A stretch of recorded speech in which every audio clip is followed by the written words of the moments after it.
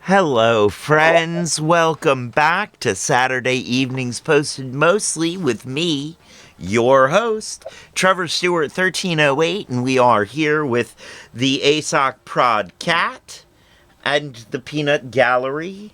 Hi, guys. Hi guys. Um, and we will be watching another Deja Sade video today, as well as discussing some ideas for progressive.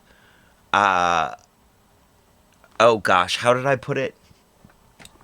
What's what's on the title of the stream? You need to go read your title card Right. again. Progressive infrastructure building. A discussion on building some infrastructure, some progressive infrastructure.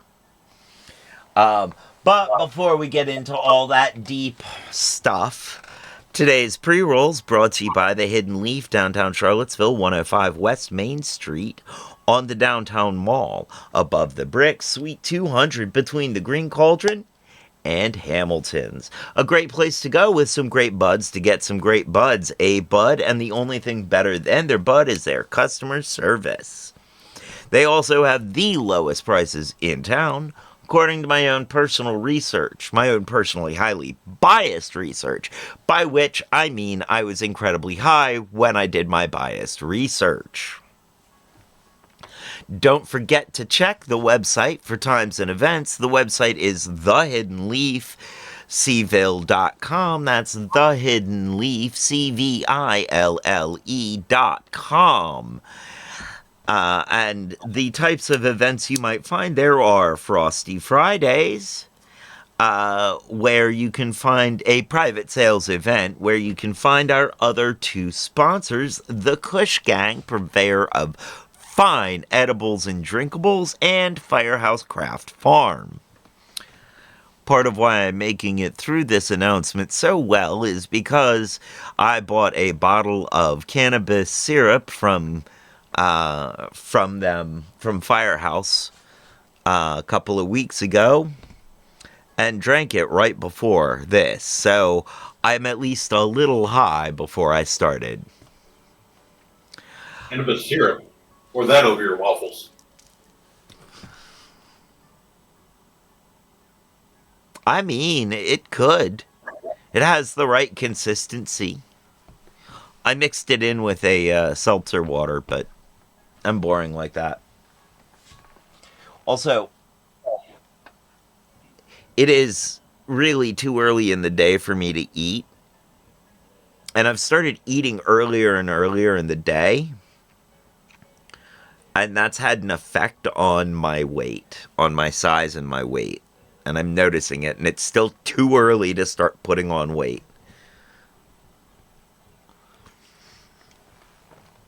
In any case, I would like to say real quick that we are an opinionated group of people. This is going to be a politically opinionated stream.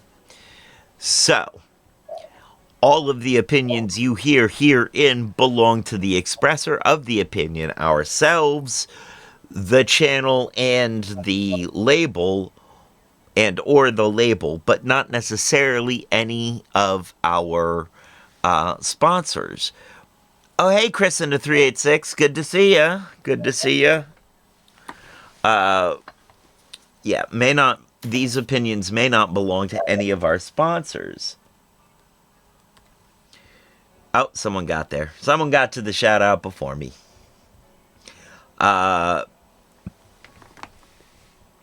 Including Hidden Leaf, the Kush Gang, and Firehouse. They are businesses, they get to have their own opinions. Well, there are a few other things that I wanted to talk about before we get into that, though. A couple of news stories that I'd like to cover real quick. Mhm. And they are.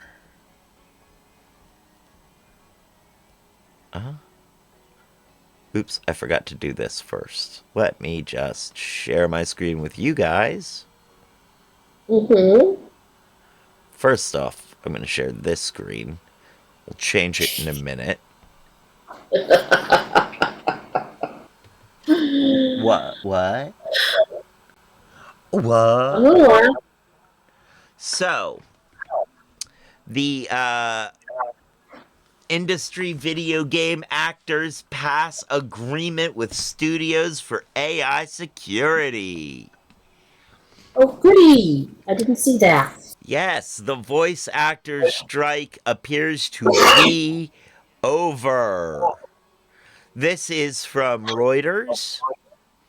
I heard this briefly on NPR, but they don't seem to have much of a report on it. Mm-hmm. Uh,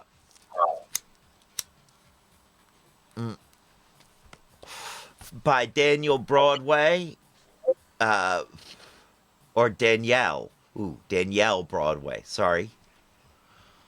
Hollywood video game voice and motion capture actors signed a new contract with video game studios on Wednesday with a focus on artificial intelligence protections.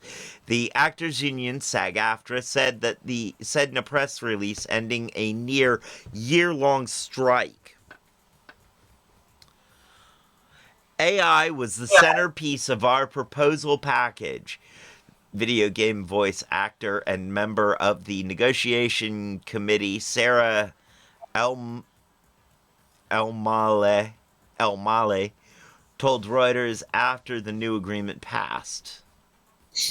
Omahe a voice actor for popular titles like Final Fantasy 15, Call of Duty Black Ops 3, said she knew it was crucial to ensure there was a baseline of how to ethically use AI in the gaming industry. The new protections include consent and disclosure requirements for AI digital replica use and the ability for performers to suspend consent for the generation of new material during a strike. That's pretty good. Mm-hmm. This deal achieves important process around AI protections and progress in the name of the game, SAG-AFTRA President Fran Drescher said in the Guild's statement. Oh, I'm sorry. Let me do a Fran Drescher. Let me not. Let me not, Yes. because it makes fun of. Well, although it's also making fun of, like, one of my aunts that I don't like, that I'm not particularly fond of. We're keeping this happy news. Don't. We're not going to bring in aunts we don't like. Anyway. Oh, but we do like Fran Drescher, by the way. We do. We do. Even her annoying voice, I find to be somehow comforting. That's because even though it was something that you did not want to necessarily hear, you knew that the person making that noise was not someone to run away from. Also, she was the funniest person in the show. Oh yeah. Easily the shining star of that show. Now, I'm not saying anybody else in The Nanny was bad. I'm just saying she was easily the best. It was her and then Niles the butler. Yeah. The deal applies to video game studios, Activision Productions, Blindlight, Disney character voices, EA Productions, Formosa Interactive, Insomniac, Llama Productions, Happy Llama, Sad Llama, Confused Llama.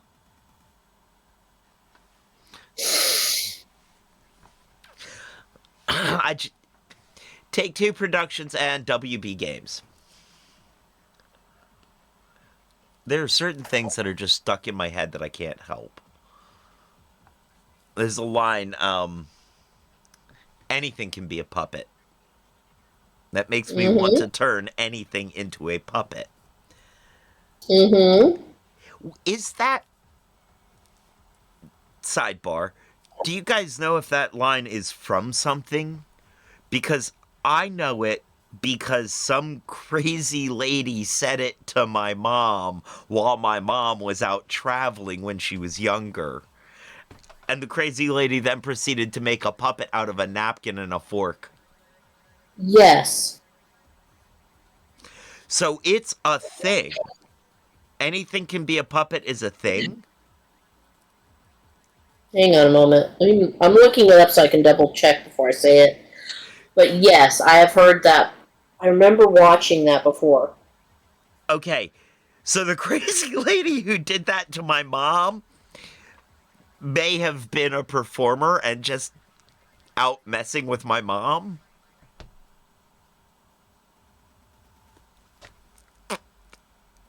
Kind of. Um. Oh, where is it? Because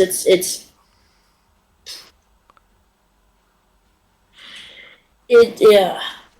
Oh, this is interesting. I want to say that I'm where I remember hearing it from Mm. is Sherry Lewis Lamb Chop. Like, that's what I would think. But my mom would recognize Sherry Lewis. Well, yeah, but she would say that on the Lamb Chop TV show, and I know that there's a couple of other like uh, I've done classes from Wolf Trap where they were doing teacher classes for how you could make engage kids, and that was definitely one of the things they were teaching was that anything could be a puppet. But I'm thinking that the first place I heard it was like Sherry Lewis with Lamb Chop, and that it's Yeah. I mean, let's see. I could swear I So heard wait, it. you're saying that the Uh-oh. Kremlin took espionage advice from Sherry Lewis? Yes.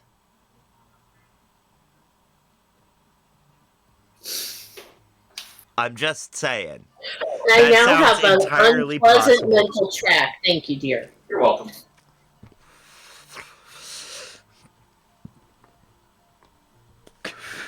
If you can Let's cram see. Putin's hand far enough up someone's derriere, yes, anything can be a puppet, including the Mm-hmm. entire nation of the United States.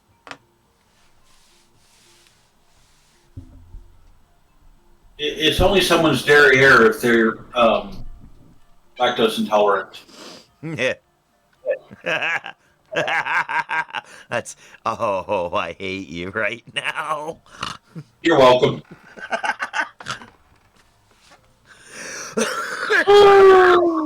All right, here. Where's my about thing? All right. This plus me makes dairy air. Right. There we go. That's the history thing. I really hate Um. you right now. All right. I found one of the things. Oh, who did Okay. he work with? Who did he work with? Because there was someone he worked with.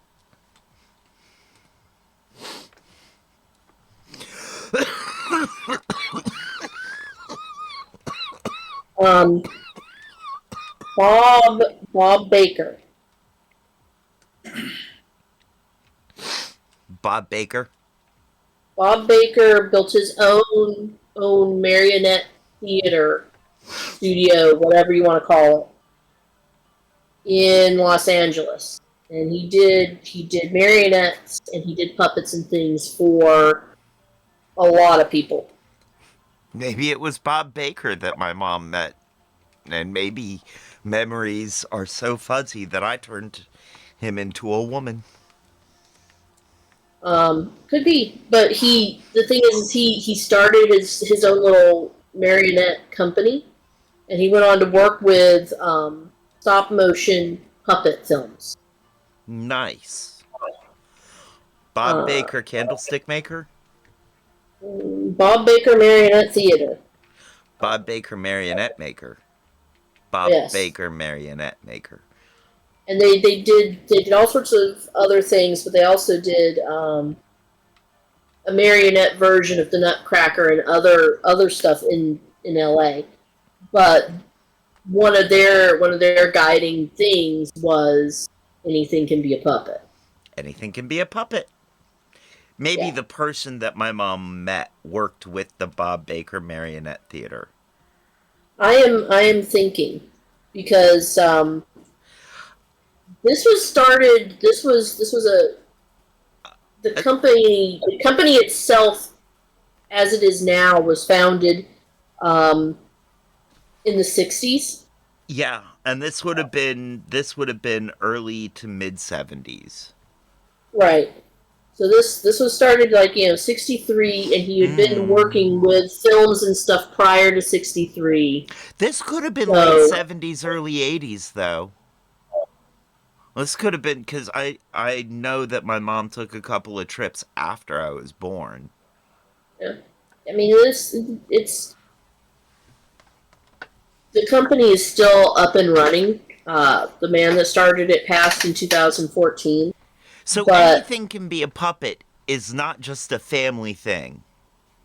no, or if it, no, it's not just a family thing. No, it's a real, like. So when I've been saying that to people and they chuckle and walk away, it has meaning to them, even though I don't know what meaning it has to them. It That is could. that You could have the is very simple meaning of being an obvious statement, could it could, but but it it could also have a deeper theater meaning as well. right, like there is a whole anything can be a puppet movement in theater. Like, and I I'm not was sure if movement is the word I would go. Maybe acknowledgement. acknowledgement. Well, although the Muppets were sort of born out of that anything can be can be a puppet Mm-hmm. idea, and I feel like if Jim Henson lays his hands on anything like that, it becomes a movement. Mm. You know, but Ed, that's so interesting. It's just another part of my life that is finding its way sort of full circle. Mm. But yeah, no. Given the time frame, Next and given goal, that they're huh? let's Well, say given yeah, the time frame and given their what they mentioned that they're a theater family, people that have worked with and for them over the years, numbers by this point into the thousands. yeah. And you have to think that a hippie commune hitchhiker across the United States is gonna run into theater people. Like that's a given. Yes. So I'm sorry. Your choice of words have created a bad joke for me. go for it. Does it include serial killers? What does a southern hippie say when you try to kick him off your couch? Namaste, y'all. What's your joke? So, what is the purpose of protesting proctologists? I don't know. What is the purpose of protesting proctologists? To create a bowel movement. Oh no. No, dear. No. That is worthy of wait, don't tell me. I just thought it was a shitty joke. It is. I need you to turn so I can hit the other side of your head. Thank you.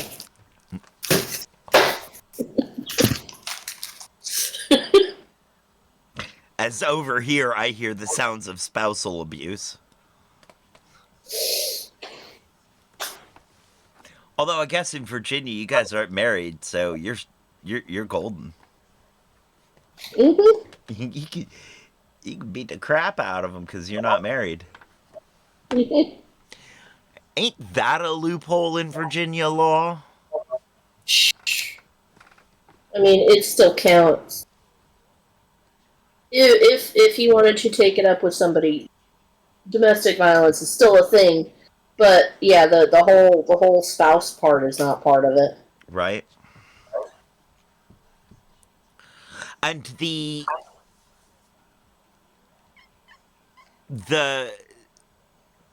penalties are lesser, aren't they? No, it depends. It really truly depends. The biggest thing is what really counts is whether or not you are actively living together. Oh, okay. Okay. The penalties are lesser if I'm in a relationship with someone and they're living in one house or one town and I'm living in another. If we're in the same house, then it equates similarly. At least from friends of mine that have gone through various proceedings. That's what it seems to be. Okay. Well, that's important to know.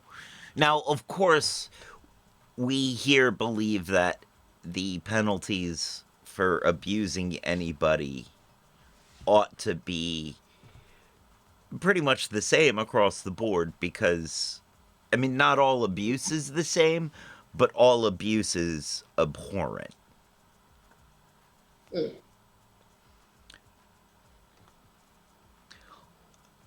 Yeah. That's kind of, I think that's where I want to settle. Now that being said, you know, you beating him up with a pool noodle, it's consensually agreed on by two adults. Right. B, yes. It's not damaging. You're only smacking him around with something soft. In all honesty, most of the time what I'm hitting is the side of the chair, not actually him. So. Oh, good. That's helpful to know too. And C, he seems to like it. I mean, he actively turned so I could hit on the other side. So yeah. So I mean, if it's like that, I'm not trying to yuck anyone's yum, you know. Mm-hmm. I don't practice kink shaming. Unless they have a shame kink. No, then I just let them go to somebody else. Then I let them go to somebody else because I am not good with that. Like, I am not good at, I'm not good at understanding where the boundaries on that one are. Not without a real, like, full-on discussion about what it is. It would have to be an extremely thorough discussion on that one. Yeah. I mean, not that most things that you're going into shouldn't have a thorough discussion, but there are some that should have. Yep. And that is one of them.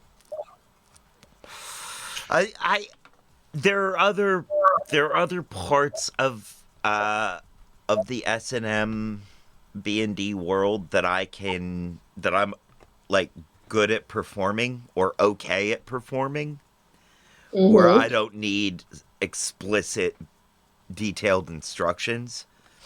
But not I'm really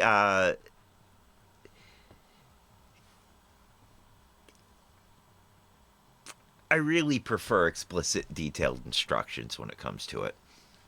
Mm-hmm. I just got smoke in my eye. No. So, Also, we have covered your first story. we have, although I was hoping they would say something here. No Fakes Act, that's interesting. Mm-hmm. Uh, okay. But then there's this. There's this part of it. Mm. The entire French voice cast of Apex Legends has resigned in protest after being asked to sign a controversial new contract that would force them to give up all rights to their voices, potentially allowing EA and Respawn Entertainment to replicate their performance using AI. Oh. Now, this is. I don't know if I know that is. That last part, and see, that last part is what I was trying to check on. Mm-hmm. If they've all right, so if most of the guild has come to this agreement that protects them from AI, it sounds like this is EA trying to work a loophole, Yeah, and Well, rather, huh? but I haven't read it. Isn't the Screen Actors Guild an American institution? So what they do with the French actors could be completely different. That's true You too. could be correct. That's true too.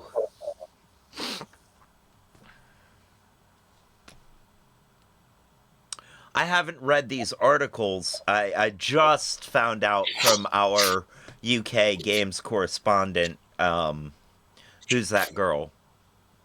Ah. It's Jess. Uh, I just Uh-huh. heard, like, because I went. She was streaming this morning, and I went in and asked her about the SAG-AFTRA, the voice actors thing, if she knew about it, and she was like, "Yeah." And then she was like, "And all the French people quit," and I was like, "Whoa." She said, "Yeah, we don't really care. They're French."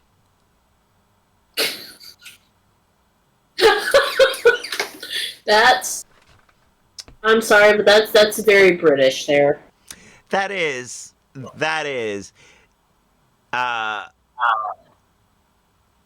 I really, even if the tapestry, even when, by the way, the tapestry is coming back. The Yeah. 1066 tapestry is coming back to England. Uh-huh. Even when it comes back, I don't think that the English are going to have forgiven the French for 1066.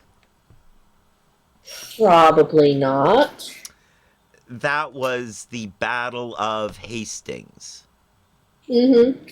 where, oh, now I can't remember the king's name. The English king took an arrow to the thigh. Not the thigh, the eye. Well, if you put The it there dead one. already, leave it there. Whichever It'll just one. look silly. Yes. Well, let's just put it this way: it's an English king, so the name's not important. This is true. What I don't understand, Mm-hmm. why was the French guy's name, oh wait, English guy was Harold, wasn't it?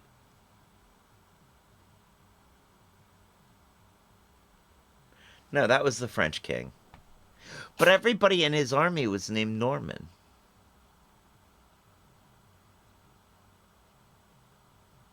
Because the Fae got to them and took all their names, and like we were naming people Fred.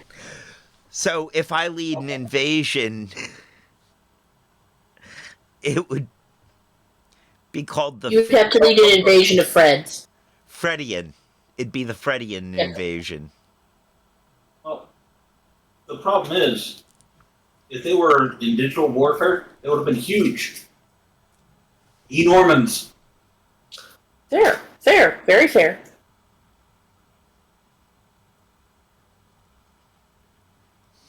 Ow. I like it.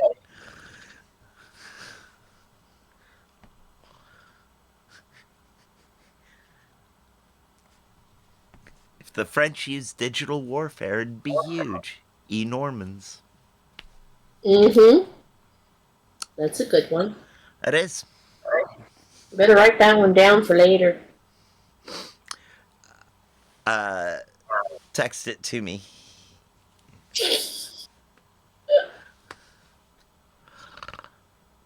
Oh. Yeah, I'm being lazy. So Okay, so we've those got are most the of the video game stuff done. yeah, we got those two video game things taken care of. Now, you guys have anything you want to bring up real quick? I've got two things potentially. The one meme thing is for when we're done. Oh yeah, no.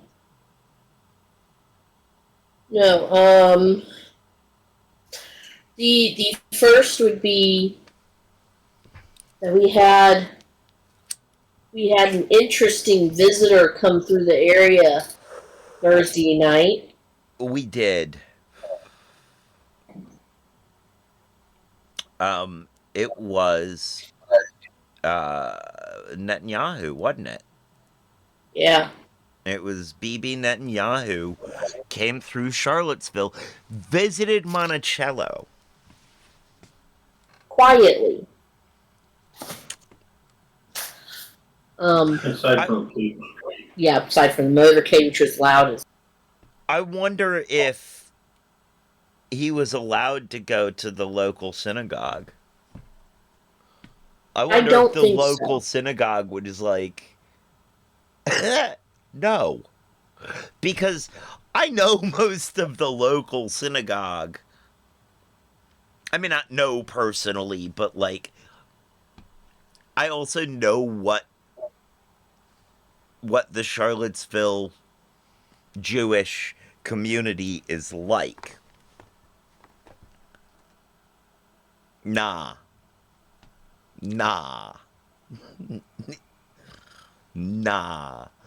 This is a pretty anti-Zionist town. Mm-hmm. I think it is.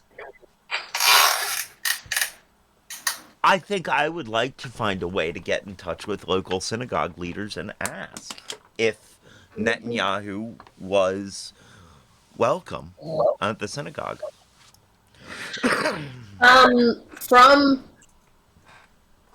From both the news, the very, very few news reports that were available Thursday night and what was more widely spread Friday morning, I don't think he was here long. I think he came down, visited Monticello specifically. He did it as a nighttime tour, so everybody had to stay late and hang out for him, and then he went on his way. There was Dick move. There was almost no news coverage about this Oh no, I know. in the morning or in the evening. Right. No, it was kept super quiet up until after he was done. I remember. Well, yeah. All right.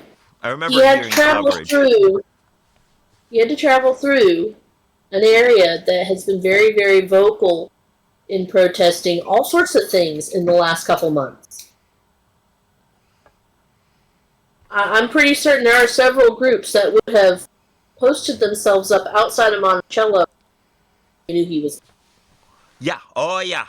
Oh yeah. blockade of the airport. Yep. Well, they couldn't blockade the airport because, what I understand, he drove down from. Which means the usual commuter traffic was snarled up even worse because they were driving down. And Interesting. you've got that gazillion car motorcade blocking everything up on whatever way they're. Interesting. I mean, they could have flown in. In all honesty, they could very easily have seen most of the stuff and just taken a helicopter 2 hours in and landed at Monticello. Yeah. They really could have. But a helicopter would have put him at greater risk. If somebody found out and was determined, a helicopter is a lot easier to take down with a potato gun. True. And it's easy to make a potato cannon and smuggle it just about anywhere here. Oh. Considering I know some people that actually have antique artillery in their yard. Just saying. So, now, any action like that would be incredibly illegal, and we would never do anything like that, nor condone anything like that officially here. No, but it would be an interesting news story to cover afterwards. Long live Luigi. Wow. That came out so easy. I am surprised at myself. I'm not. So yeah, that came through. Now the appropriate statement there is, "It's me, Mario!" No. Because no one named Mario took matters into their own hands about the medical system's decision to do nothing for anyone. No, I would not say it's a decision to do nothing. Oh, all right. So that brings up a third thing. I'm saying Luigi is the hero, the new hero because of what was it? Well, I understand. Yeah. Yes. I don't feel... Speaking of him, yeah. I need to find the article, but shareholders of that particular company are suing the company because their bad business practices led them to lose money? Because in the wake of that, they started approving claims that they'd been previously denying, and that lost them money.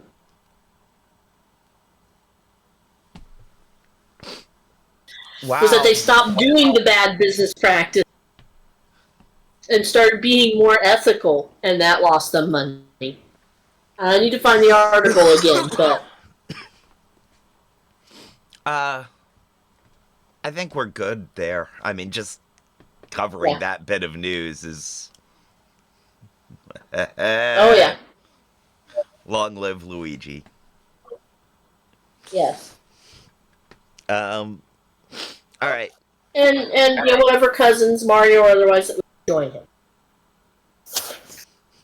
So, on to what we were actually doing today, now that we're, 40-some minutes in. Right. This video is not necessarily about creating those infrastructures. But it's something that she brings up. And it's sort of, I feel like,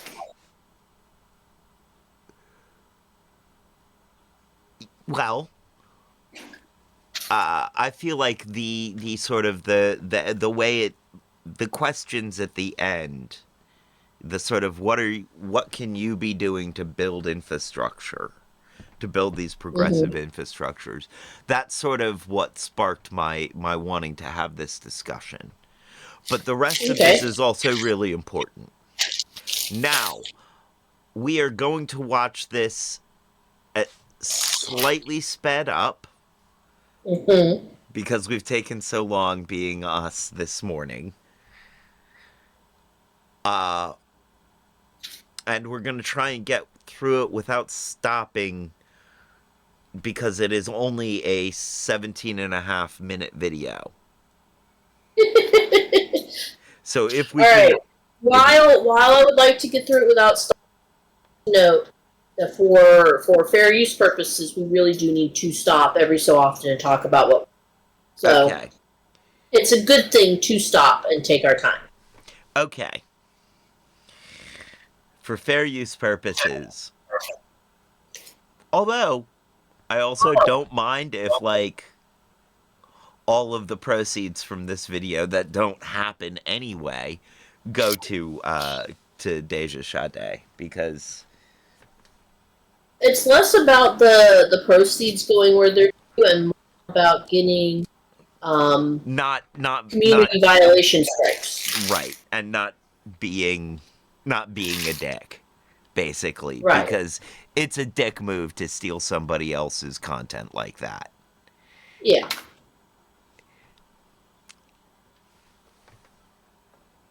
Don't be a Richard. I'm Abigail Spanberg.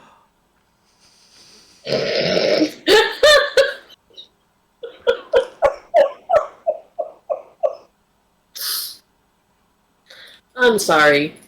Richard is such an older name, and then the next thing is Abigail, which is also an older name. Oh, you got So, I feel safe in talking crap about that dick Richard, especially because he's no longer around. That dick Richard stole my wife. That dick Richard tried to undermine me at every turn since high school. Mm. That Dick Richard is one of the few people I feel okay talking crap about, even though they're passed along to the next realm. Because he was that big a dick, that Dick Richard. So no, I don't want to be a Richard. I really don't want to be a Richard. I mean, unless you want to be like my dad's doctor, who has also passed along. Don't know your dad's doctor, and honestly, I don't believe he can save the name. Not for me. For you, no. That but Dick considering Richard. the medications that he managed to get Dad when we couldn't afford anything, he levens it a little bit. He also frowned and hated it. Dad called him Dick.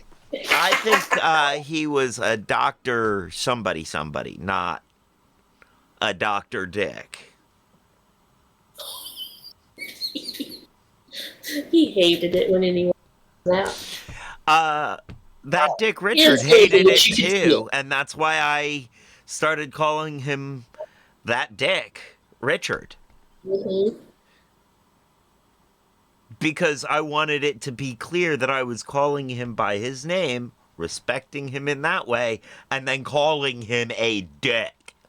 Because he was a dick.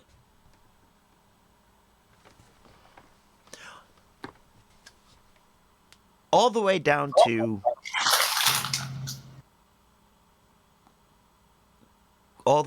leaving kids. Yeah. I really feel bad for those kids, because everything. I have a lot of empathy for them. I do.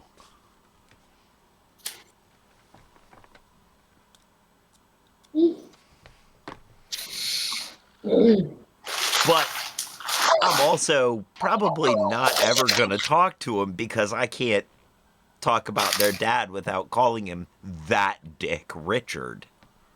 Yeah, that makes sense. So, first thing we're gonna do is watch the rest of this commercial for Abigail Spamberger. Okay. I grew up walking the halls of Tucker High School. After 9/11, I walked the halls of CIA as a case officer. As governor, I'll work to lower costs and make sure our schools prepare all our kids for jobs of the future. The Chase Sapphire Lounge by the club. The ambiance. I'm voting for The her. food. First stop on the trip of a lifetime. Chase Sapphire Reserve. Penny, for your thoughts on why the left feels so harmless and, maybe like what we could be doing differently. And so by harmless, I mean toothless. I mean unable to get things done on a cohesive scale in the same way that we are able to see very visibly the right. And I want to preface this with ain't no war but the class war, and there is no right and left side in the grand scheme of things. In terms of strategy and where we are at currently, there very much is a left and a right. And pretending that, what's going on around us right now is because, what are the reasons? What are the ridiculous reasons that I hear?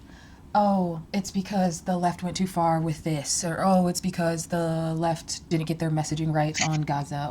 It's because of the left that didn't do this. And it's like, dude, I hear you and I see you, but also the right has a plan. And I think that we completely underestimate that. And I dig on the left. It's the disorganization of the left. It's the fact that the left don't want to be cohesive. All of us want each of our voices to be heard. And we want our individuality to be accepted and validated. And on the right, they don't have to do that. They want to feel heard. They shout the same message as everyone else. They just try to shout it louder than anyone else.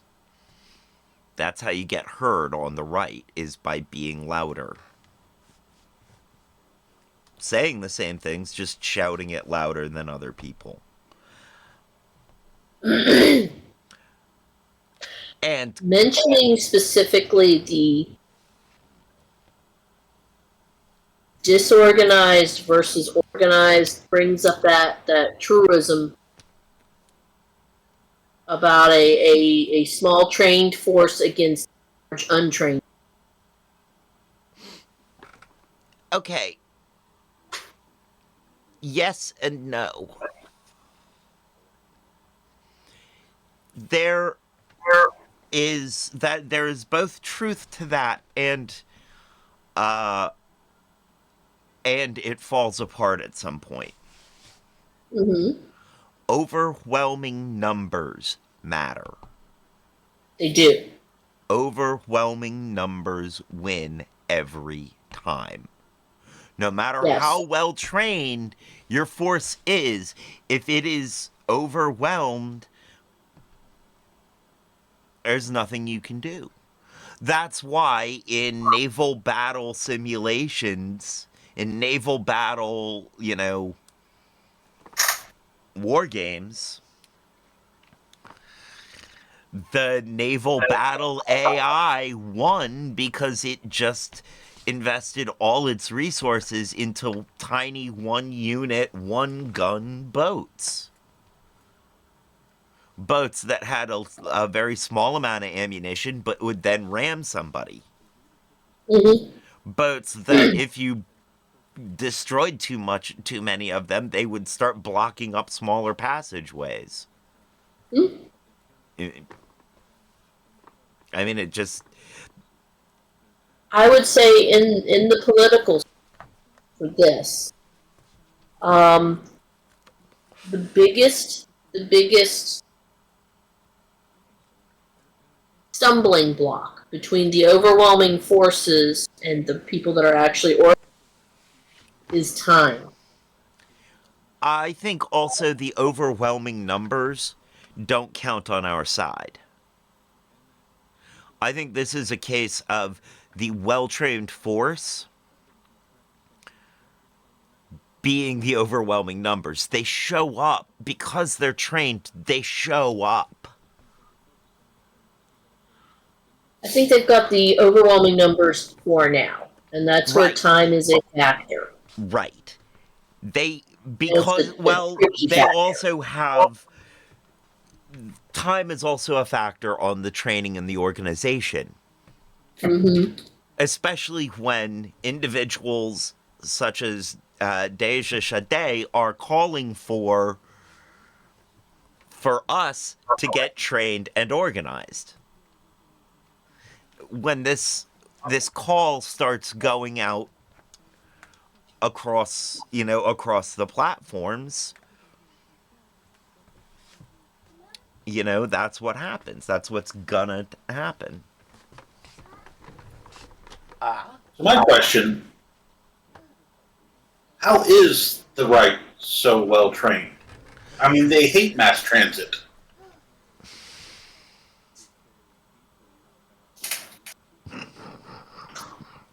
I need Ow. more cookies.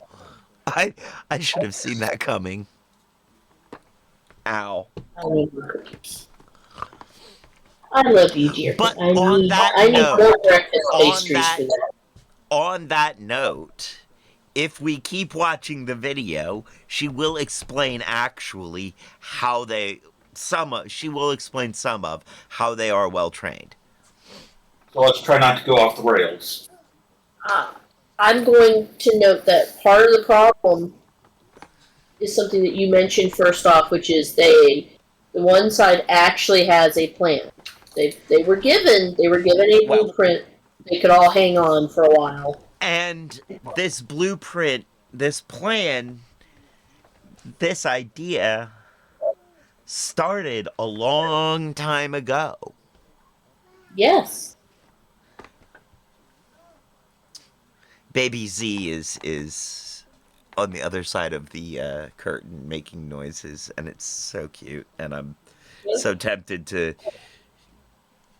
go talk to Baby Z instead of talking to y'all. I understand that. Yeah, no, it's been going on. Don't you dare leave us for more.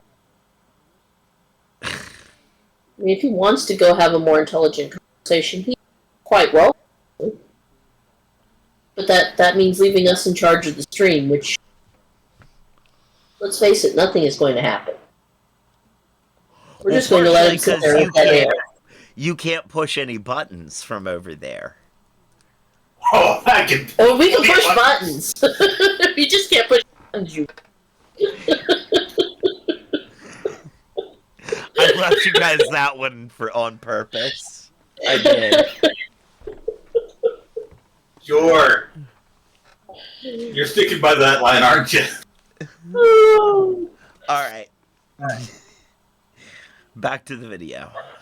Left Okay. quite a bit just because I am a left-leaning person and one band, one sound. But I think we've gone a little bit too far with the left blaming for where the current iteration of society is, especially when you take a step back and you just realize that the left has reactions. We are constantly in a space of reacting, and that's multiple reasons. One, because the institutions that hold up left-leaning, ideals are constantly under attack, probably more so than they ever have been. It's happening right now. So that makes sense why there's always a defensive posturing, why we're always kind of something is happening and then we're protesting or we're fighting against it or we're trying to get some attention on something that is happening. And it's that keeps happening because the right has a plan. And not only do they have a plan, but they have infrastructure and cohesive, quote unquote, alternate view infrastructure. Alternate view doesn't necessarily mean devil's advocate, I'm talking schools that are teaching creationism and nothing else. They're providing a one worldview for their specific ideals. And not only schools, but influencers. And so what we have right now is a situation where the right is building schools, they are funding influencers, they're shaping the next generation, and the left is busy tweeting about vibes and hoping that those public institutions hold. But the fact of the matter is the right has a plan, and they have been planning, for the last 30 to 50 years. So, of course, you can support Deja Shade by subscribing, joining, all that stuff, and I'm pretty sure she has links to ways to support her Patreon and the like. to support us. You know, our Patreon is right there. Mm-hmm. And that, something coming up is that the back episodes of the D&D game are going to start being posted only on Patreon. So, That's interesting. yes, that's how you can get those. And if you want to support us, you can support us on Patreon. Thank you. We're asking that you be very patriotic. Yes. Now, and I find that a lot of people, especially now on the left, are kind of taking the stance of, oh, well, I did my part, and I get it. Like, I hear you. I trust me, I hear you. But also, We haven't done our part yet. Just want to make that clear. I don't feel like we here have done our part yet. We are doing our part partially by educating, by working on educating and spreading the message. Mm-hmm. You know, but I feel like we can be doing more. I feel like amongst the people we work with and know, there are a dearth of skills that we can share with people who will need those skills in order to resist the encroaching fascism. I'm going to stop calling it the right, I think, and call it the fascist party. Because Peanut Gallery and I had a very valid discussion about what a Republican used to be. And Peanut Gallery's, what Peanut Gallery sees when he thinks of Republican is very much the kind of Republican that I really wish existed.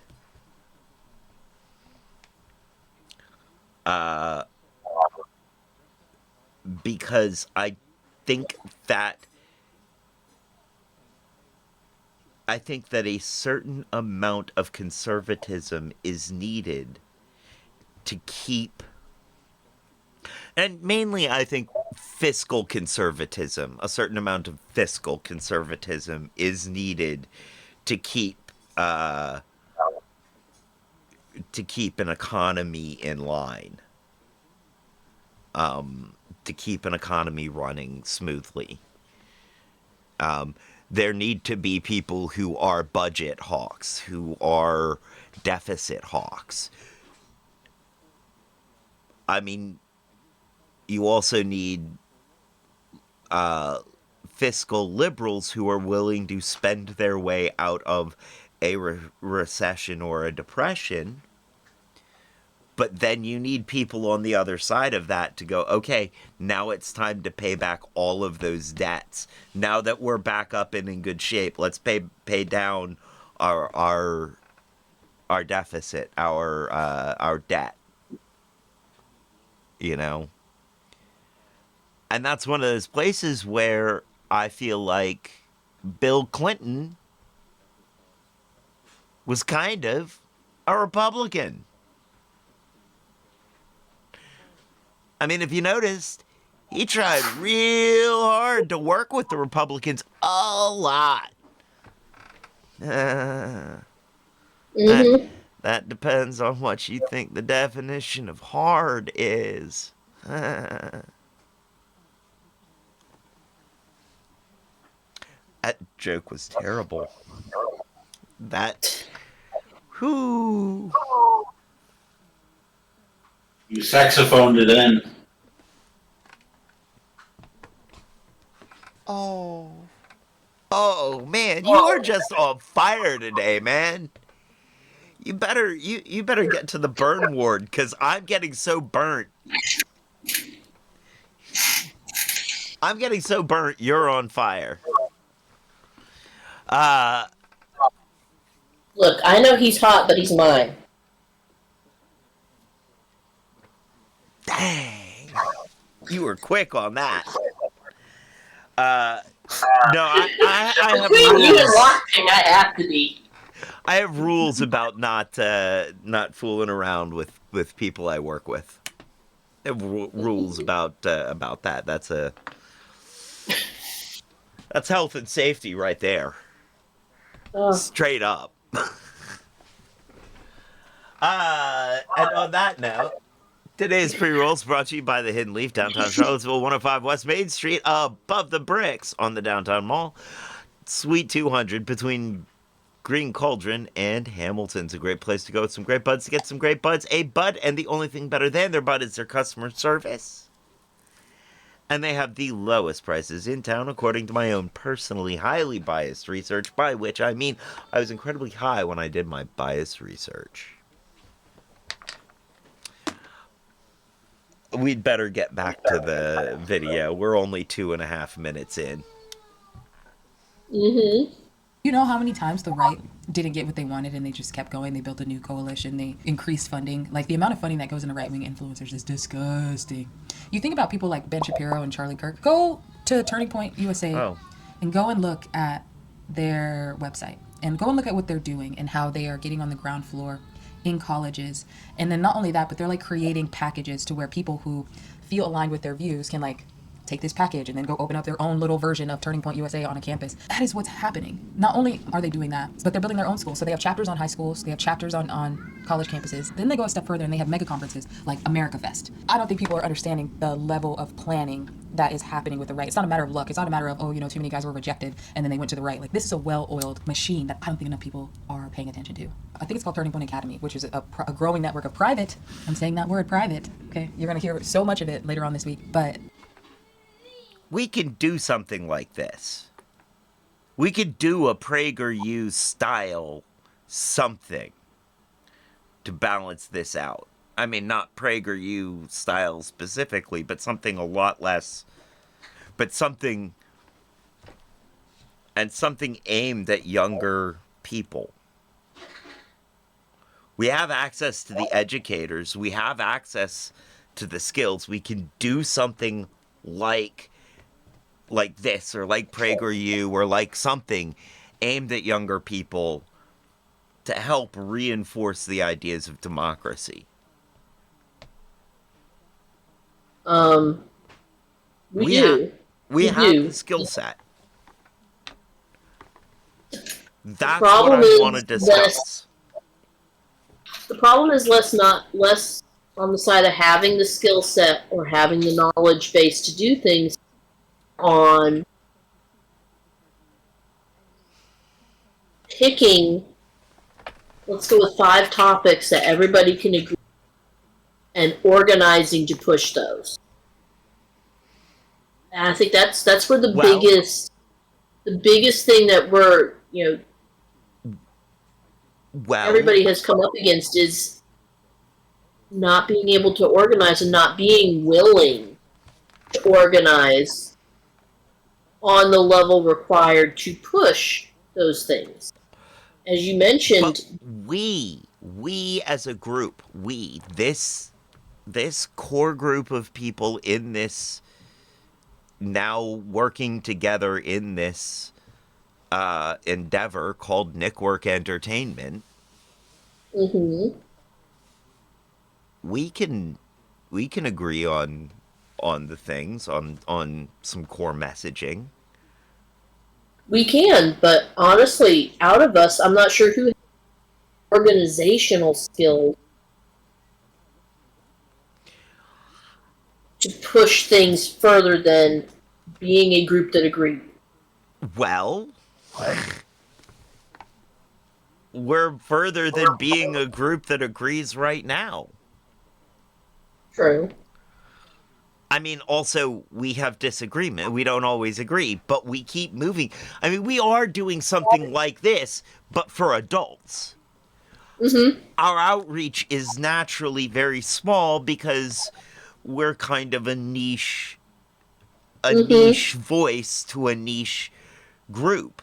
But it doesn't take a lot of, as is No. Well. evidenced by some of the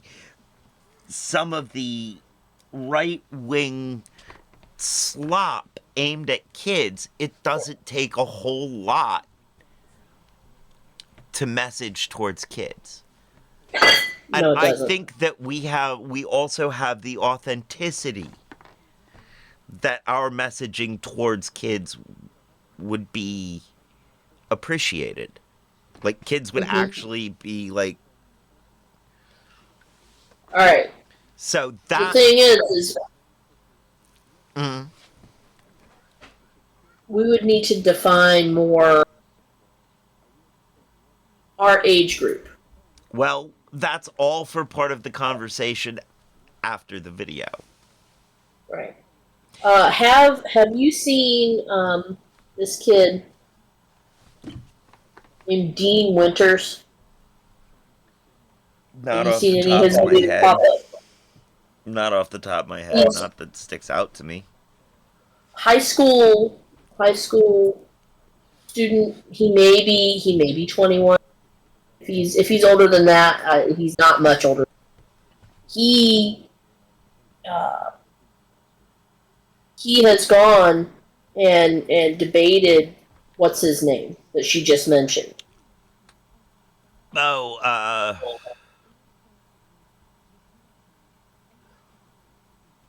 what, God, I don't know. I don't Charlie remember. Kane or whatever. Oh, Shapiro? No, Or, no? Kane.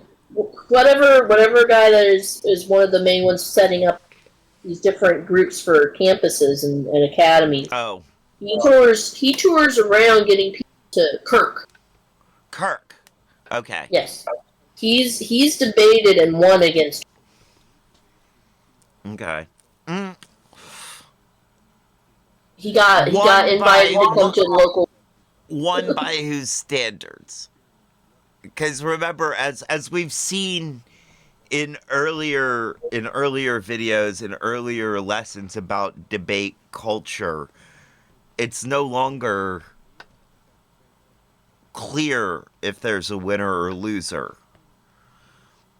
There's What they had was a gimmick set up in the audience where people were given um, different color flags to raise when point was for made. whoever they thought was winning. Okay. So basically, it was an audience vote that he won and made better points. Okay. Because this is happening on a college campus. Okay, that's then if there is a structure to the debate and if there is a way of measuring winner and loser, because they call these things on Jubilee debates, Mm-hmm. and that's, well, I recently watched a video about the kid who about the kid who owned Jordan Peterson on a debate on Jubilee, and that Mm-hmm. whole then they talked about that whole video, and it wasn't just that one kid. It was several people who were just like who did really well debating Jordan Peterson. And yet Jordan Mm-hmm. Peterson can walk away saying, "Oh, I did so well. I owned those college kids." Because it's not a formalized debate with formalized rules, Mm-hmm. and You're not wrong. no one was holding Jordan Peterson to his points. Yes. So That's. But I would argue that having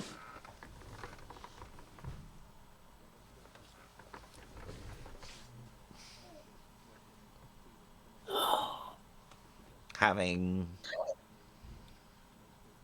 I'm looking for words. I'll come back to it later. Okay. Well, let's get through the video and see some of the other places that we might talk about building infrastructure. Mm-hmm. Just keep in mind, like, these are the types of ideas that these things that she's bringing up are the types of ideas that I want to talk about, that I want to, I'd also like to point out how well the video is doing, the kind of numbers she's got here. Yeah. I see. Yeah. It's a growing network of private Christian nationalist schools. So while the left mostly defends what's being attacked, public schools, public libraries, teachers, the truth, the right is very rapidly building infrastructure to, once they've attacked it enough, they're coming in with the solution. Here's our private schools. And so I firmly believe that we are at a point in American history where you only have a couple options. It's either resist, comply, or leave. Like that's how serious the situation is right now. We're not in a position where it's like, well, I'll just put my head down and I'll ignore it. No, that's not what's going on. Check out books like Invisible Hands. You're able to see the groundwork and the planning that has gone into the cultural shift that you see happening right now. And a lot of what the right understands that they're not going to win people on the basis of humanity. So if you actually sit down and talk to a conservative, you will find that you guys are pretty similar on a lot of the same things, as long as you don't use certain keywords, like certain culture words like socialism or universal healthcare or anything like that. But you'd be surprised at the amount of conservative people or right-leaning people who believe in those things. So the right understands that they're not going to be able to win people on the basis of that, so they fund their culture war. That's where their bread and butter is. You have right-wing billionaires like the Mercers, like Cox, who pour millions into the infrastructure. I'm talking the curriculum. I'm talking and creating media outlets. Ben Shapiro has a media outlet.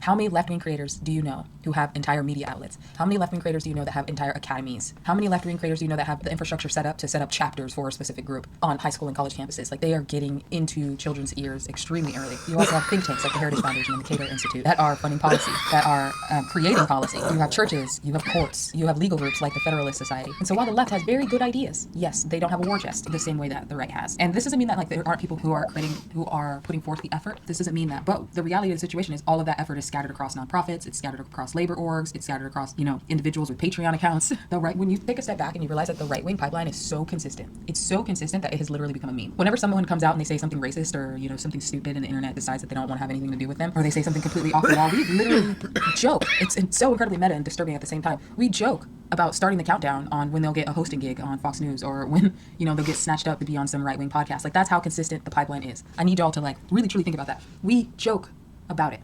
We're aware of the right-wing pipeline as it pertains to media, so much so that it's a meme. How to get on it, what's the next, okay, here's the next thing, you said this crazy racist thing, you're gonna get snatched up, we're gonna see you doing this, this is what we expect.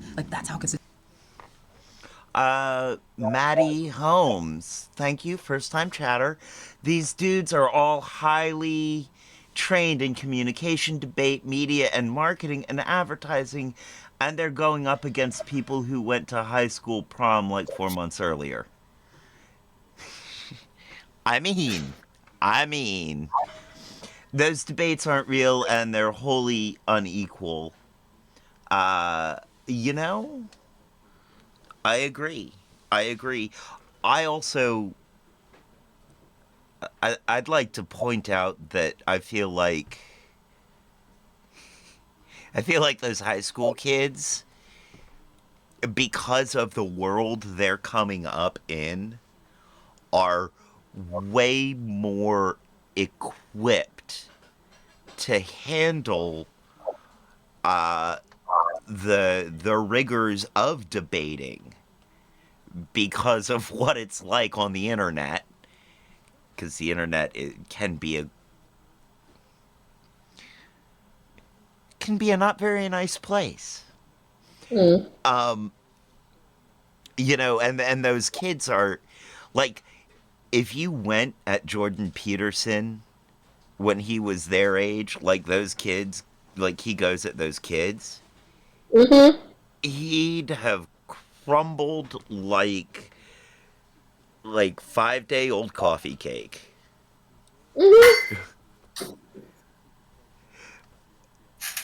Yeah, I appreciate what you're saying. Maddie says, I'm not saying they can't do it or don't know what they're saying. Right. And you're also right that it's not fair to put them into a debate with a trained debater. It would be like putting a high school wrestler in an MMA fight with insert nasty MMA fighter name here. Obviously, I don't follow the sport quite deeply enough to know the names. Right. Yeah, they don't even definitely have uneven final fight. edit on those shorts. Those kids don't, they don't have the 20 plus a years experience, fully formed education background. They don't even get final cut, though. Ooh. The content creators have all kinds of tricks and edits, up to and including showing bits where they lose. You are 100% right, Maddie. You are 100% right. It's like gambling in a casino. The losing is where the house loses money to keep people interested.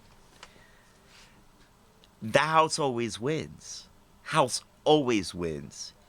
And those platforms like Jubilee win with engagement. And infuriation drives engagement.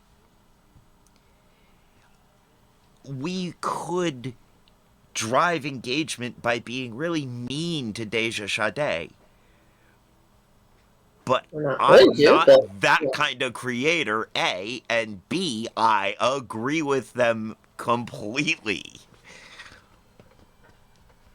They don't even get money from it. No, they sign waivers saying that. Oh, heck no. For whatever. That is exploitative. Now I feel fine that I only watch videos about those videos and never watch those videos. That's like, man, that's gross. No, the kids are real. I'm sure the kids are real. I think the kids should be paid for their participation. Yeah. It is a rigged system. Maddie, you are correct. The system is fake. The system is fake, like the cake. The cake I figured you were is gonna a get there lie. 3.1415. soon. All right. Let us get back to listening to what Deja has to say. Oh, hello, spider friend. Let me not step on you. Sorry about that. Yes, please go the other way so that I don't accidentally step on you. Consistent pipeline is. That's how much effort they put into funding their culture war, because they know that they can't win on the grounds of policy and economics. We're seeing it happen in real time, so they fund the culture war. They play the culture war game hard, incredibly hard. Do you want to? And so people who are like, it's so funny, like living in the South and hearing people say things about immigrants. And I know for a fact how many like white immigrants are in the South, way more than you would ever think. But you don't hear about them. You don't hear about them. My family be immigrants. Mm-hmm. The man-aided side of my family be immigrants. They immigrated. Well, maybe they weren't immigrants. They were gifted land here. They came over to fight the Civil War for the North. That's still immigration. Immigration. They didn't emigrate. They only immigrated. My family, I do have immigrants. And then, of course, on the other side of the family, they emigrated and immigrated. They ran away from the pogroms in Russia to get safely here and squeaked in safely here under the wire before the US said no more. And I think part of that is because half of the family was really rich. Really, really rich. The other half was really not. Yeah. And I think they let the not so rich half of the family come in because of the rich half of the family.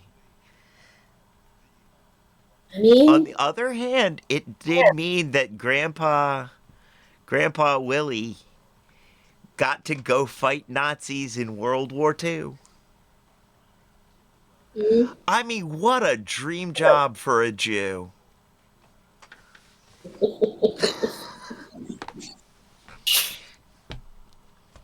oh, I am tempted to tell both the worst and best joke. I know. okay. Nah, I'm not ready. And it's like That's partially, fair. it's not my joke. Mm? And the other part is, it's pretty edgy. It's pretty bad. It's pretty, like,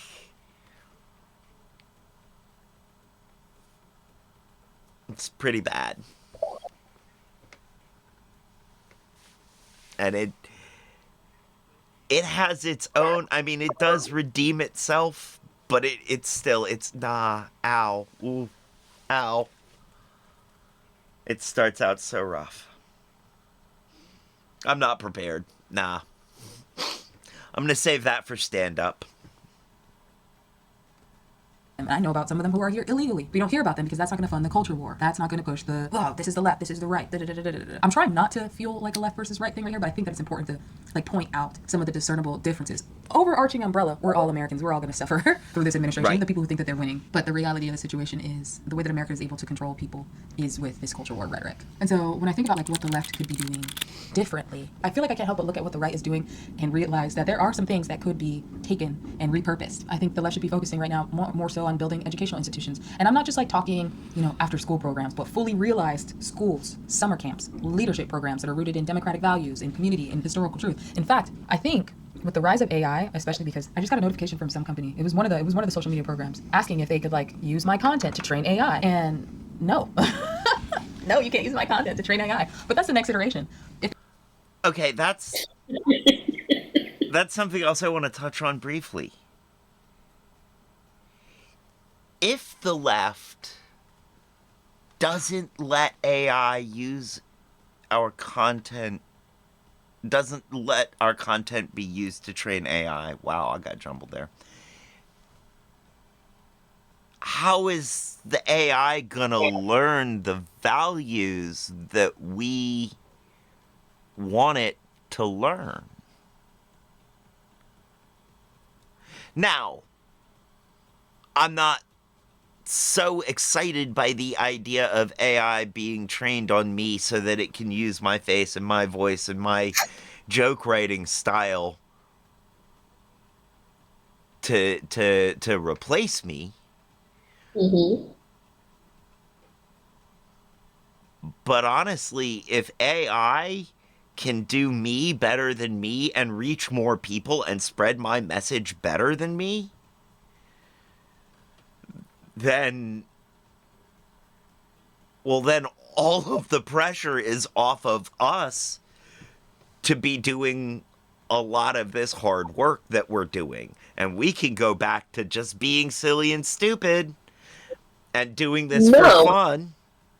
No, because if we're not generating the content to be better, then there is nothing for it to keep putting out. So the pressure would not be off. The pressure would be to be more consistent and put out enough for the AI. That's fair. My point being, yes. Let's also keep in mind that if it doesn't have any eye to account for. This is true. Now, to to go along with that, I have an AI, and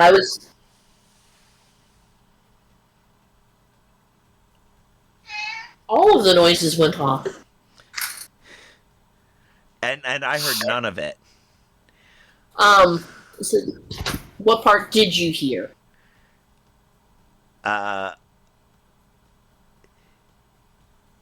You hear none of the noise that you were talking about when all the noise. The last thing I heard was you about to say something, and then it was silent, and then the meow. I have an AI story for you that goes along with what you are saying. I tried to save the chat log so I could share it, and it did. I accidentally deleted it instead of saving it because I clicked the wrong button because it was late. Well. But I was trying to look up information on having remember. So my search wasn't working. So okay, well, I have Chat GPT available. I can ask and see if it can search. And I forget now exactly how I phrased the question. Answer. Oh, I was looking for information on a supposed news conference where a reporter had asked Trump if he was going to set a good example and self-deport himself because he is the child of an immigrant and has 34 felonies.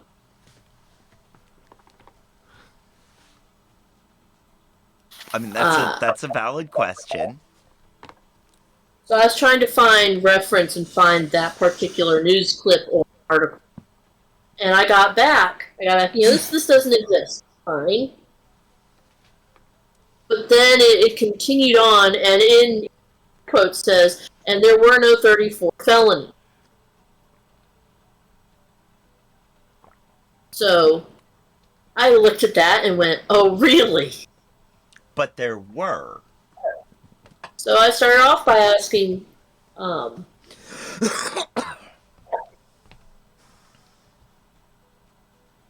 was he not charged with these things and convicted? Oh yes, he was. But this doesn't match your previous question. This is still wrong. Isn't that were those, an actual crime? Yes. So these were criminal felonies that he was convicted of. Yes. And there were 34 of them. Yes. It was only Class C, but it was still a crime. So if you go back to, and I typed in, so referencing my original question, your statement that the 34 felonies were not accurate is wrong. And I got back this, you are correct, I made a wrong statement thing. And I really wanted to share it to show this progression of. So, if we interact with these AIs and tell them what's true and how to be, if we set an example for how to be media literate and media savvy, AI might start being more media literate and media savvy. Might, but it's also something to be aware of just on the very base, is that if you're doing your general question search like I did, actually read the whole answer. Yeah. Don't just go with, oh, I can't find it. Maybe you should look here. And skip reading the rest. If you are using AI, actually interact it and correct it when you know something is wrong and make it acknowledge. Yes. Maddie says, the left has been failing at messaging for 100 years in the U.S. AI will just be the next nexus of AM radio podcasts. Yeah. Both of those statements are very true. I agree with both of those statements. I'd like to believe that I could be one of the next AM radio podcast hosts or AM radio hosts, you know. But I don't think I have the vitriolic nature to pull that off. Or at least I think if I'm going to continue smoking marijuana, I am not going to be vitriolic enough to pull that off. I could quit and we could see what happens, which would be akin to me, you know, effing around and finding out. And I don't really want to find out, so I ain't going to F around.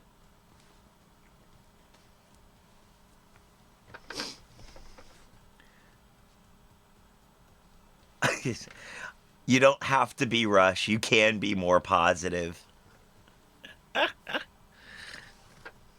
Yeah, no, if you turned into Rush, I would have to come talk with you in person with my pool. Oh, yeah. Hey, if you turn into Rush, I might get a red Barchetta. You know what, though? I mean, both Rush and I have already come through an opioid addiction right around the same time, too. We both quit opiates right around the same time, so... And I mean, have you ever seen us in the same room in the same time? Be aggressively positive. I try to be aggressively positive, Maddie.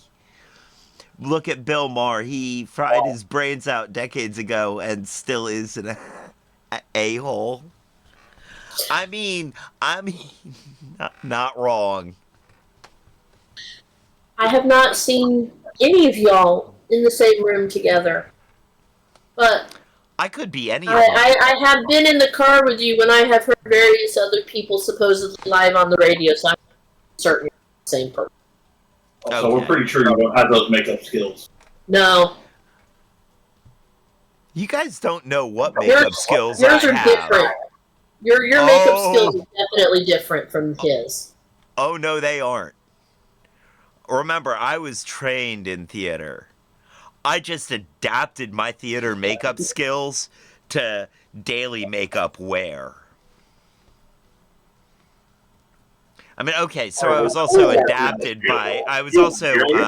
taught theater makeup by a beauty queen, but... That is so wrong of you. Don't blame drugs for poor behavior. No, Mar was always an a-hole. No, I really didn't. I was born into theater. You merely adopted it.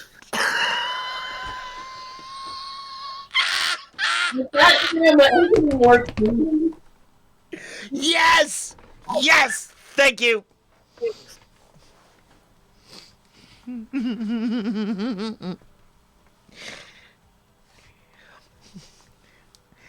Hey, Brock. Good to see you.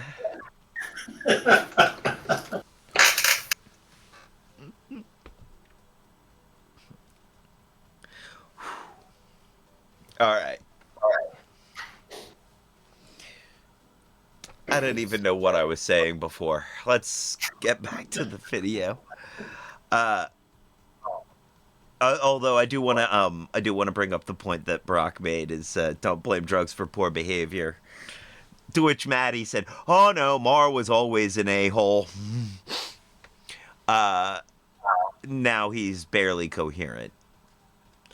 There is something though I do want to bring up, and that is, you know, and this is more about alcoholism for me than sobriety in general, but being an alcoholic, being drunk, doesn't make you a bad person. And being sober doesn't mean you are a good person. Most specifically, being sober didn't mean I became a good person all of a sudden. And being drunk didn't mean I was a bad person. In fact, it kind of went the other way. When I was drunk, I was patient, pleasant, nice, goofy, dumb, sure, weepy quite often. But I wasn't mean, I wasn't aggressive, I wasn't cruel, I wasn't impatient. But when I stopped drinking, I got very impatient. My temper just skyrocketed, and I was just not a nice person. I was also sequestered away from people for 5 years, which helped. I went through being cruel alone, and got that under control. But being sober didn't make me good or nice. It just made me sober.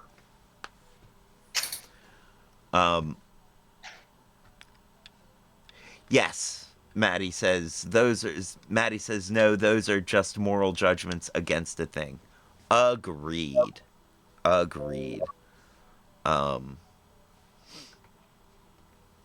right, back to the video.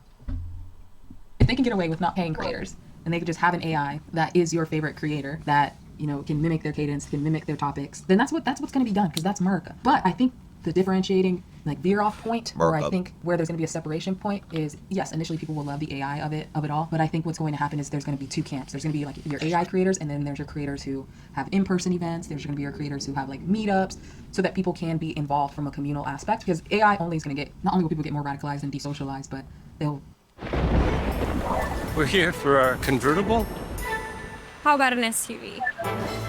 Be lonely. The left really needs to lean into community and being outside and getting people outside and touching grass and doing shit together. It makes me think of that episode of SpongeBob when Squidward's watching Patrick and SpongeBob run around outside. That's what it needs to be like. That's what has to change. The communal, getting outside, getting tangibles.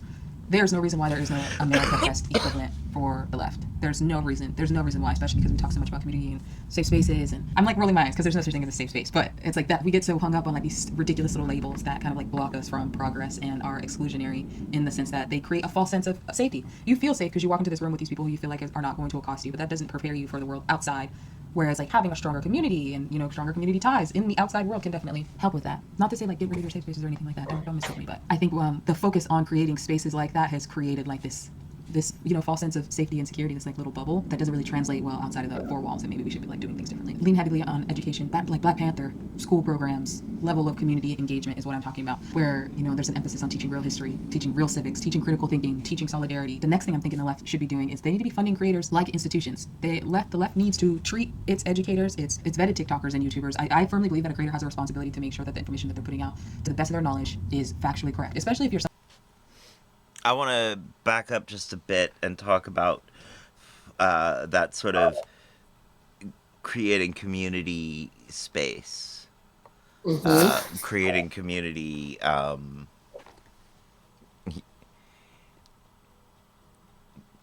physical community space, and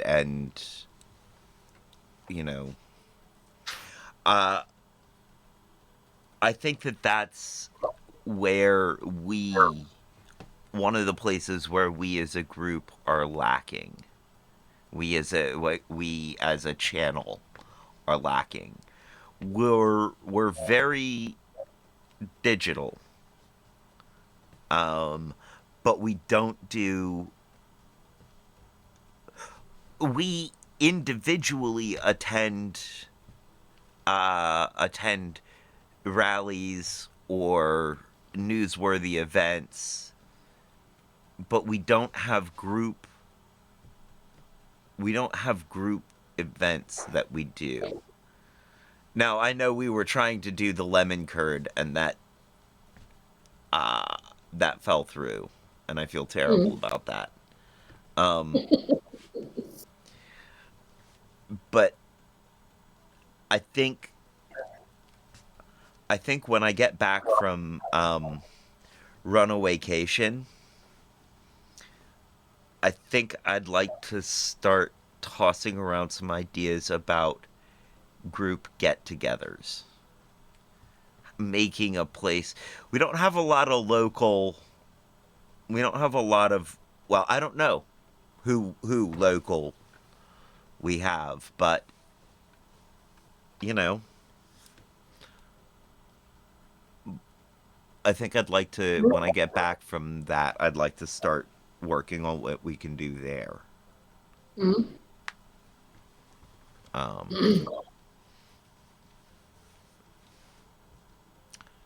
And I think food drives might be an idea. Supplies for food banks.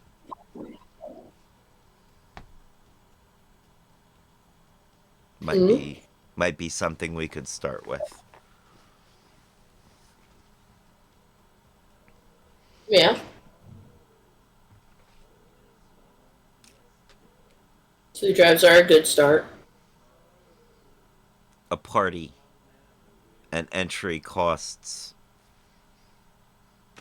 some food for the food bank. Mm-hmm.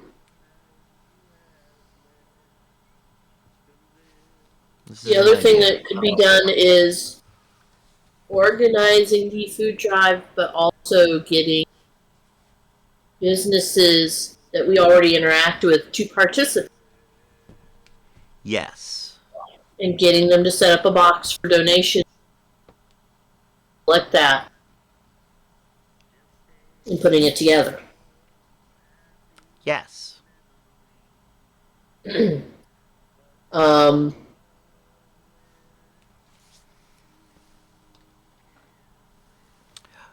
This is knowing how it. Yes.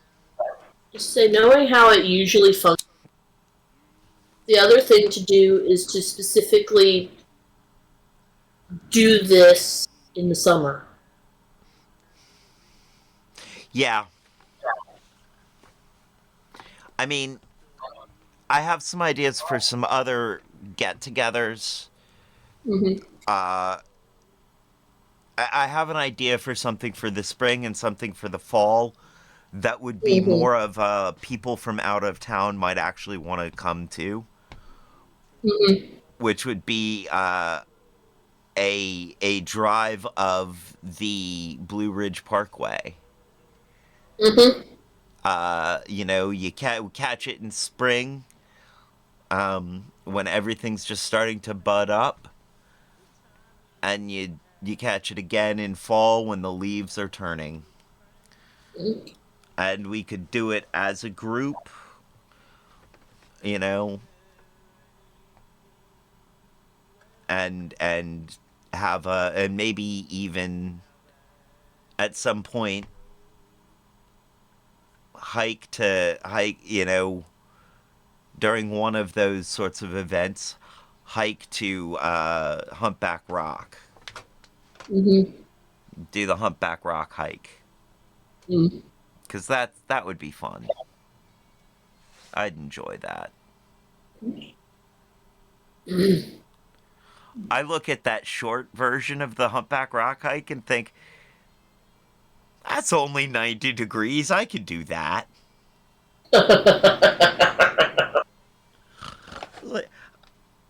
I've climbed worse cliffs in Ithaca. I got this.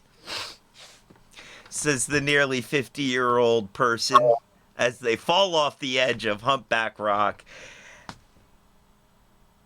and break a hip, but not tragically. Only enough to make life complicated and difficult. Because that's how it would work. That's of course it would, because you're not a tragic hipster. Oh, but I am. I was one of the first. I was one of the first. The rest of them copied me. You were the first, so you're no longer a hipster. It has moved past you now. You are no longer a tragic. So in your case, you were a hipster before it wasn't. Right. I was tragic, but I was that before it wasn't. Yes.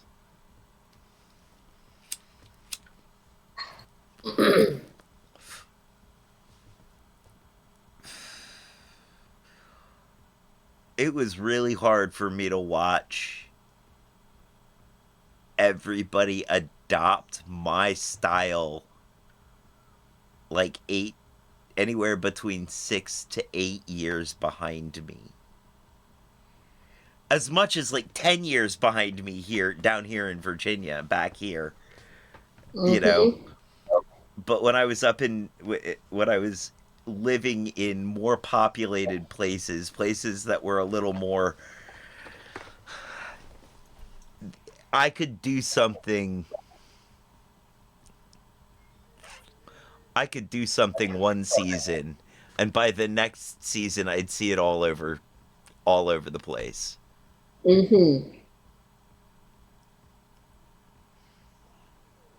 It was weird. I started growing a handlebar mustache the next year in Ithaca. I mean, like, I wore a cowboy hat and handlebar mustache, right? The next year in Ithaca, it was cowboy hats and handlebar mustaches. And then I lost the cowboy hat, but I kept the handlebar mustache. And a man bun. And then man buns were a thing. And you see where that went.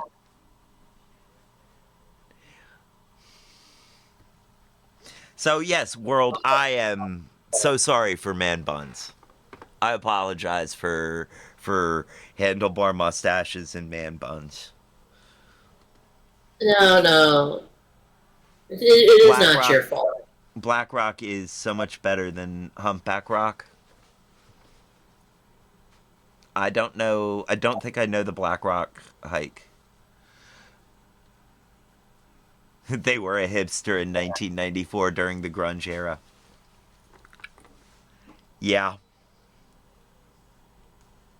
Yeah, I was. It's painful, too, because it was really uncool here in 94. It was really, really, really uncool. Especially where I was at the time where I was going to school. There were only a couple of cool things to be there. And it's not like, most of the school didn't care what I was or what I did. Most of the school was okay with me. It was certain groups of kids who were. But let's not concentrate on that. Right. Again, tragic hipster. I was a tragic hipster. Someone who's reporting in For my tragedy, you have a fresh responsibility. squeezed. You prefer your tragedy fresh squeezed? Yeah, not concentrate. Yep.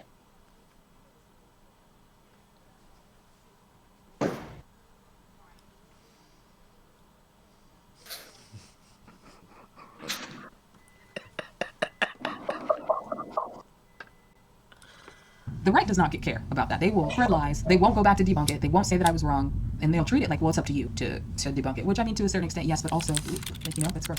But the left should be treating its creators, streamers, like think tank fellows. So not side hustling activists, not, oh, hey, we just need you around election time to get this message out. No. Instead of arguing about if a creator has, enough traditionalist journalism rhetoric or anything like that, we should be leaning into the modernity. I wish I could tell you how much money these right-wing influencers are making, but it's because they have these think tanks pouring funding into them. When you think about past election, it's kind of like everything that the right has been doing for the past, 50 plus years came into fruition. And that's why sometimes you'll be talking to right-wing people and it's like a speech. And you're like, how did you guys get your script? But they get their messaging from the top down. So they have the president, the administration, and then directly inject into Fox News, the media circuit. So they have direct talking points. President got that messaging, gives it directly to media sources, then it's picked up by the right-wing influencers, then it's amplified or retweeted by Elon Musk. No, I'm and not then a member it's picked of up the and band, talked about on Joe Rogan. Hip. Like, this is an entire ecosystem infrastructure that is set up, disseminating messages, communicating with people. There is no unified equivalent like that on the left. That's a problem. That is contributing to why the left is harmless, or feeling really harmless. I don't think. No unifying equivalent. No unifying force on the left.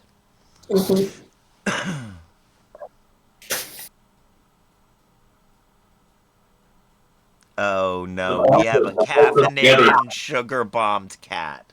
This is dangerous. Okay, so again, I guess why not try to be the change I want to see? You know, but also by doing that, by each one of us on the left trying so hard to be the unifying voice of the left, there's no one chosen to lead. And again, this is the difference between a bottom-up, a grassroots. That's why it's called grassroots and not bottom-up, Trevor. Yes, yes. I was just letting that one play out. So, yeah, that's why a grassroots, the difference between grassroots and top-down. And they are operating from top-down. The key here is how to generate the resources to become the top, to push to disseminate those resources down. How do we replicate that success that they've had?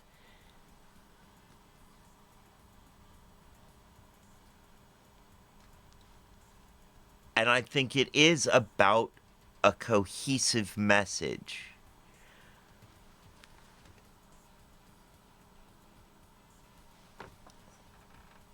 I think it is about having a cohesive message that they've had, that they've been pushing for 100 or more years.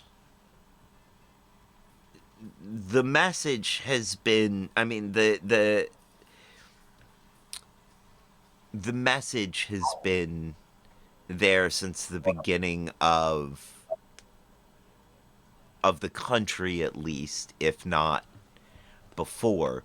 The messaging about the prosperity gospel, about the manifest destiny of the United States, about capitalism and patriarchy being the way to make things work. You know, these messages, the messaging has been there, but by some point it was baked into the system. These messages were baked into the system, and it has been,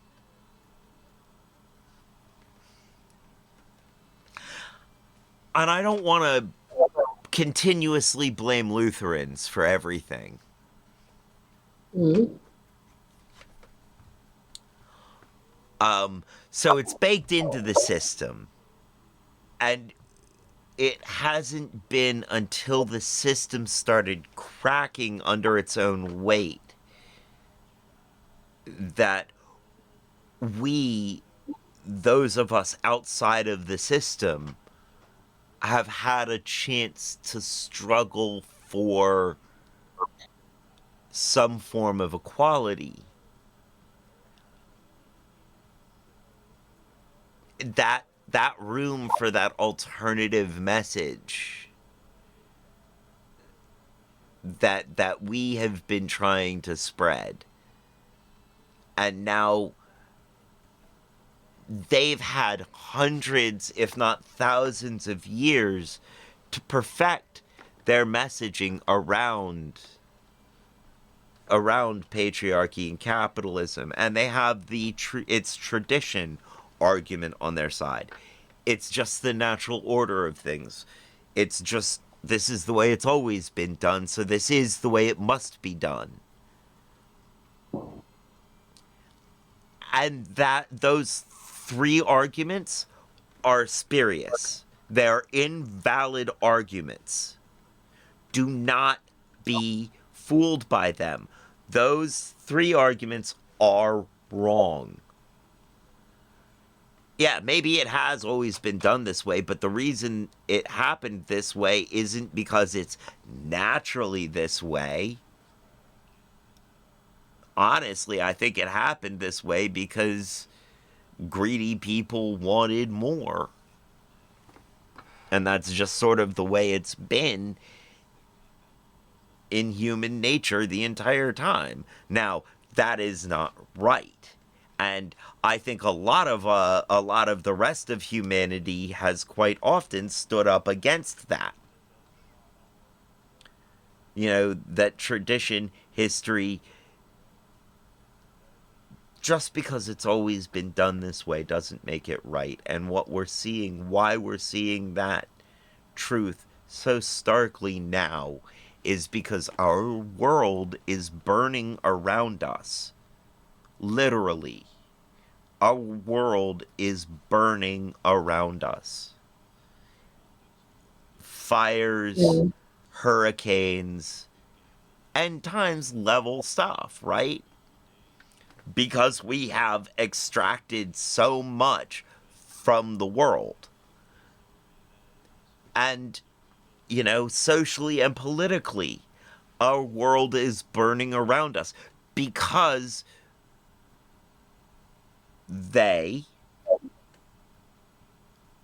I really don't include. Yes, left has a messaging problem. But the right, the progressive, the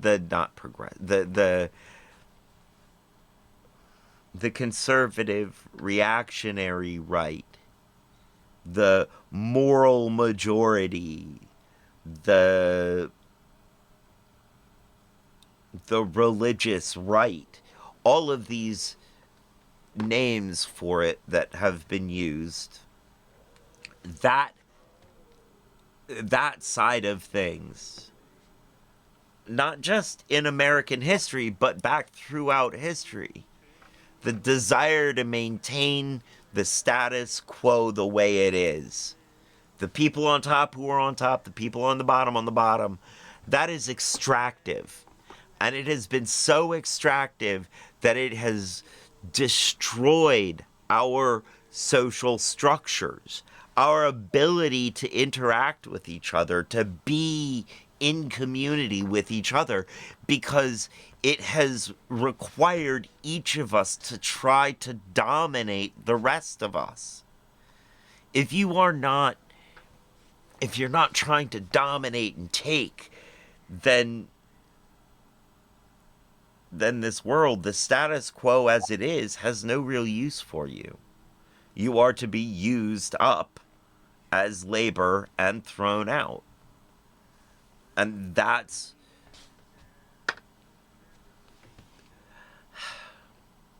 And there is an alternative to this. There is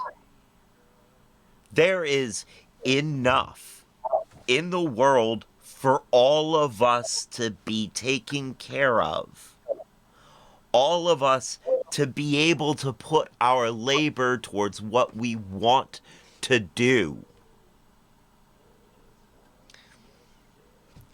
We don't have to grind our souls away at the cost of living just to die in debt.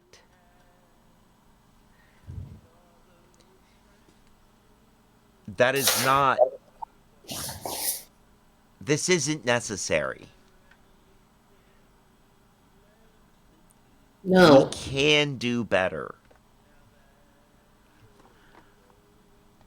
And I think the first step on doing better, on being better, is community organizing. Is coming up with these ways of interacting with our community.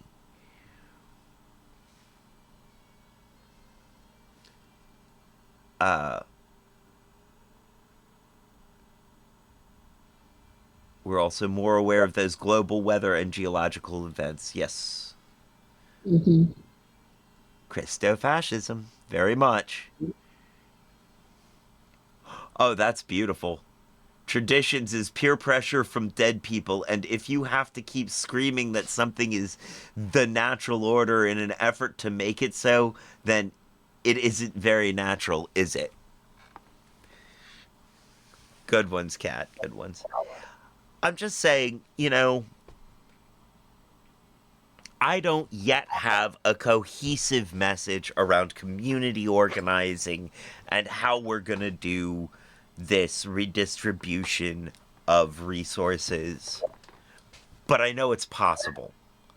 I know that all of the problems that face humanity today are of our own making. And if we just stopped being idiots, if we stopped being dumbasses, we could fix all of it. We could have a Star Trek future. We could have the Star Trek future we deserve, being the creatures of thought and empathy that we are. We're not just brains and thumbs. We have hearts and souls as well. I'm sorry, you left yourself open for a joke. Yeah. You're not quite coming in. I'm sorry, you set yourself up for a joke. I'm taking the opportunity. Okay. Roll for attack of opportunity. You're talking about creating community spaces, but then you start talking about Star Trek. Are you sure you're not talking about creating space communities? That's the plan. Eventually, that's the plan. I want us to at least get a little further up the Kardashev scale before we really face the great filter. I am talking about space communities. I am talking about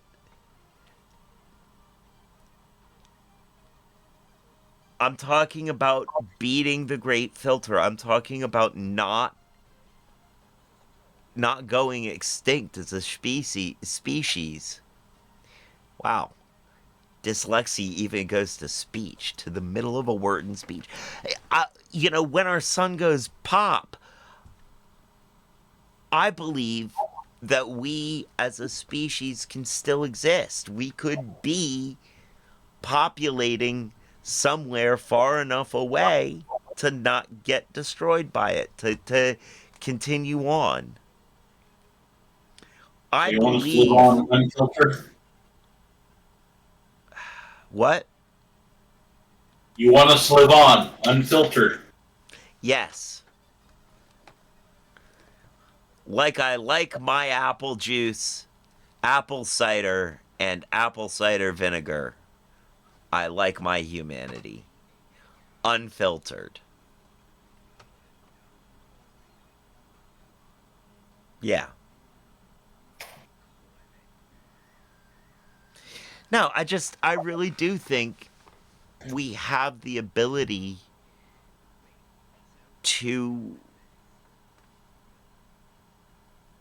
beat the odds. I think we have the ability to beat the Fermi paradox. Even if no one else can, even if none of the other, because undoubtedly, there is life somewhere else in the universe. I am going with there is almost definitely life somewhere else on the galaxy.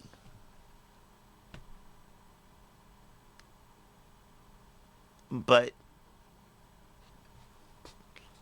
I think it may never be able to be discovered. It may never be, but I think we can get out there. We have the ability to get to get there. We have the ability to get to Mars. We have the ability to get through the Oort cloud. We may not have the ability to get through the Oort cloud yet, but I believe in us.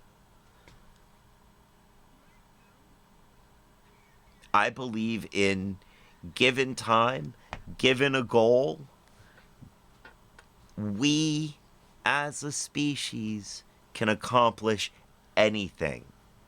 If we're all pulling in the same direction, if we all want the same thing,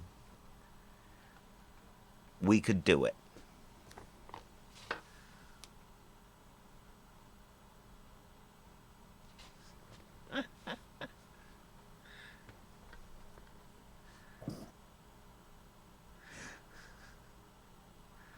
Okay, let's see. I need to go back and read these comments. Maddie says, that is one thing that ironically Jesus was all about. That these political boundaries and social boundaries don't exist. They're social constructs, and he tried to get people to break out of these paradigms. I'm not proselytizing Jesus or Christianity here, but that his messaging is so incredibly socialistic. I'm sorry, Maddie, we don't have the roll 20 command yet. And yes, Brock, I know you don't roll for opportunity, you roll for attack. You don't automatically get the attack, you get the opportunity to attack. Kat goes, you weren't wrong. That was the message. Christians need to be reminded of that and the other things they are specifically called to do as followers of Christ. Yeah, you got 4 nat 20. I see that.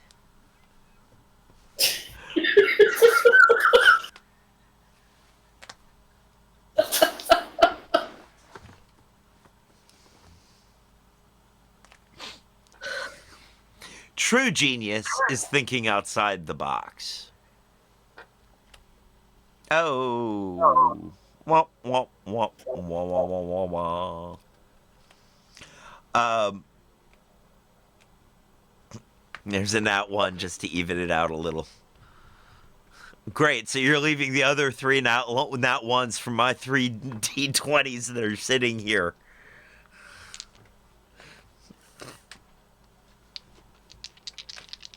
Uh-huh. Oh crap, I just used up their good rolls.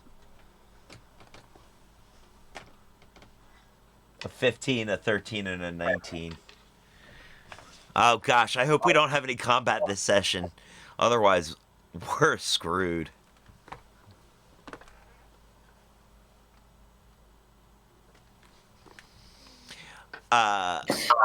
Well, we'll just have to make sure that Peanut Gallery, all the barbarian things, Yeah. and have hard enough head to handle that. Well, all right, we do still have some of this video to finish. Mm-hmm. Well, we're American. America. We are. I do want to point out that, you know, back to the Jesus was socialist. Yeah, he really was dice jail. He really was. He was very socialist. And he was very, I mean,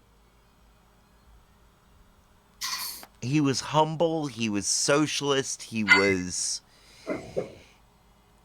believed in taking care of the community. And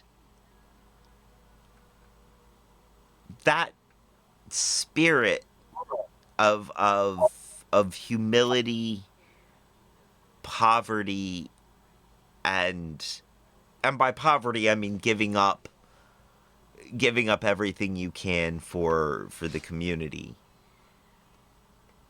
I don't mean, you know, literally just being dirt poor for the sake of being dirt poor. I mean more of a community based wealth.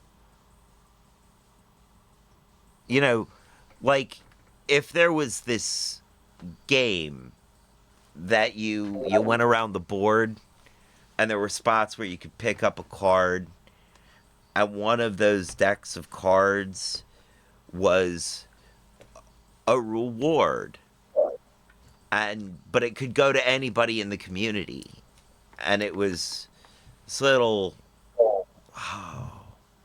chest. I don't know. It sounds chancy to me.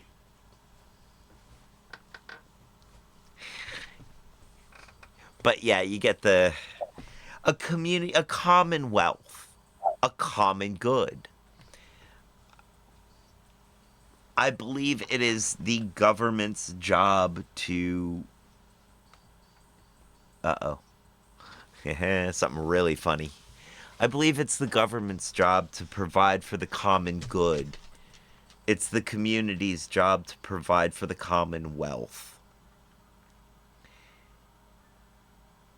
The commonwealth goes towards the common good. The government is supposed to be taking that commonwealth and distributing it as needed amongst the population.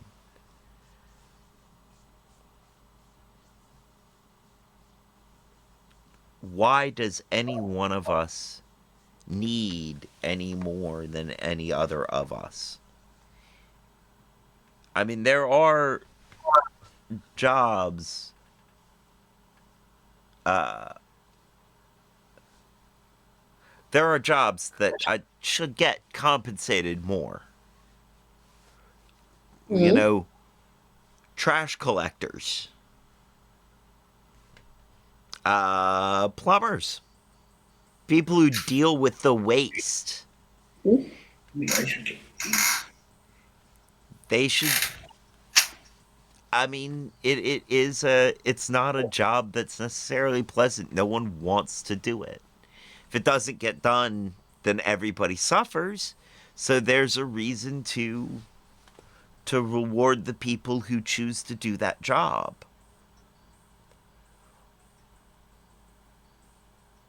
I believe that teachers are the same way. That and some people do actually want to be teachers.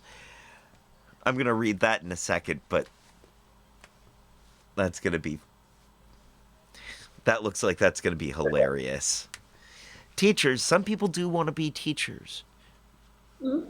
It is a hard, grueling, thankless job in a lot of ways. Mm-hmm. And the people who choose to do it should be well rewarded for choosing to do it. I hate to say it, but I should be like kind of lowest on the list. I mean, artists are important. Artists are very important, and we should be, you know, although I don't feel like my own art is... anyway, that's neither here nor there. We should be taken care of. We should be rewarded at least a little. We should be allowed to do the art that our soul calls out to do without being forced to do other things as well. I shouldn't have to dispose of the waste of humanity as well as be an artist. I shouldn't be forced to serve humanity instead of or to support my being an artist. I actually enjoy making food for people, not even as art, but just making food. I enjoy being one of the food providers of the world. But because there's such a corporate aspect to it, I can't just do that alongside being an artist. I have to get a job doing that, and I have to fall into it being a certain kind of, and I got to do these certain, and I've got to be in this certain industry. And around here, they call it the industry. When you speak about industry workers, you're specifically talking about people in the service industry. Industry night, it is people in the service industry. Mm-hmm. And that is true. I think that is true for a lot of places that have service industry based economies.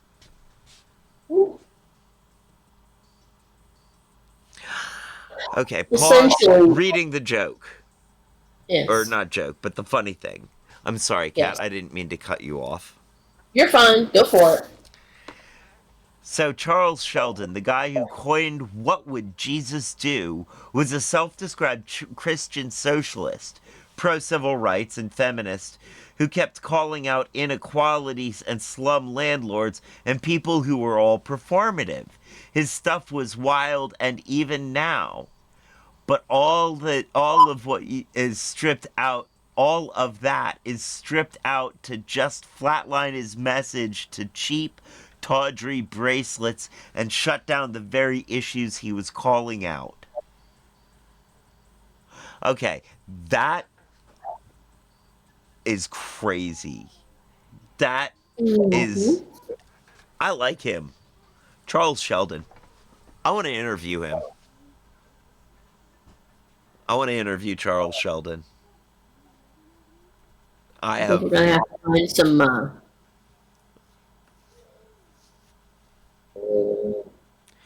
You know what? If you can keep a list of the names that I say I want to interview, I bet you we can put the research bear on it. I bet you Katage will do it. We bet you she can find the contact information. This one I believe is going to be you're going to need a Ouija. Oh. Not quite. I think he died in 46, so not even 100 years. Yeah. Yeah. Maddie just checked. Yeah. Yeah, he's long gone. Well, okay. Okay, so, but we can do this. We can't interview him, but we can go over the article. Well, we could do that too. But I was going to say we can get a Ouija board and interview him. I've got a crystal ball specifically set up for talking to the dead. I'll let you use your crystal ball. I'm not interested in participating. I have never gotten good feelings on it. Crystal ball? Fine. Ouija board? No, thank you. No. No, I don't particularly want to use either of them. I don't necessarily know who I have managed to reach if I use either of those, so I'm not, I'm cool. You never know who has the other Palantir. Yeah. Alright, so yes, back to this. The left is harmless at all, but I think that we're in a space right now where it's licking wounds and assessing the situation, and this is the situation that we're in. That's what needs to be next. We need to be establishing an ecosystem, a civic ecosystem. So that means, being involved in churches, in media, in schools, in local businesses. The right bills connect the pipelines, and the left should too, but those things should be rooted in equity, in mutual aid, in democracy. We need revolutionary culture. That's what the left needs. That's truly what the left needs. So there's this white supremacy group that's really active around where I live, and, go look. I just want you to just go and look at what they're doing. It'd be impressive if it wasn't so scary, but they're buying this entire compound, if they haven't bought it already, in Tennessee, and a lot of their stuff is rooted in hand-to-hand combat, helping within their community. And people will talk mess. Like, they'll see these are the guys that you see doing like the Nazi marches. You see them doing the marches in downtown Nashville, and it always disturbs me because people will laugh and they'll go, "Oh, these guys look like idiots," or "Oh, these." And the thing that's sitting in the back of my mind is these people were able to organize. They were able to get 50 plus people in one location wearing the same things at the same time. There's a level of communication and organization that is happening here that it's not funny because what they're pushing is like, there is no American except for the the white European American, and it's not funny.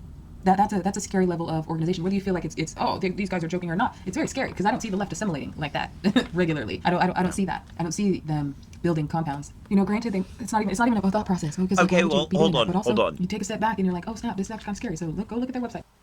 Now hold on. We can't deny that there are leftist compounds. Mm-hmm. There is one in the middle of Louisa County, Virginia. Uh-huh. There are leftist communities. There are leftist, but they're small, they're insular. Oftentimes they're almost isolationist because at the time of their organizing, their immediate community, the people around them immediately didn't take kindly to them. Mm-hmm. It took a long time for Louisa and the commune to come to terms with each other. And interactions were uneasy at first.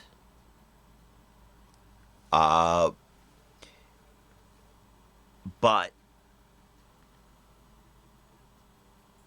given time, we can make these sorts of places exist.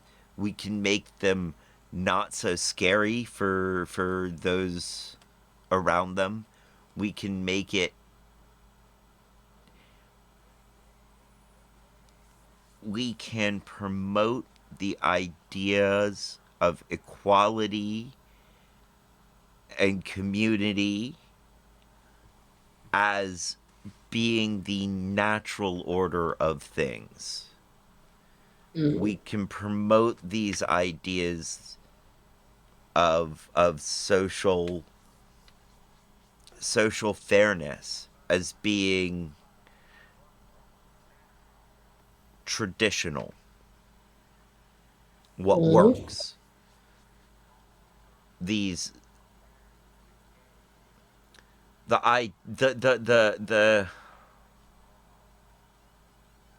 we can make these things be the message that is out there, but it does require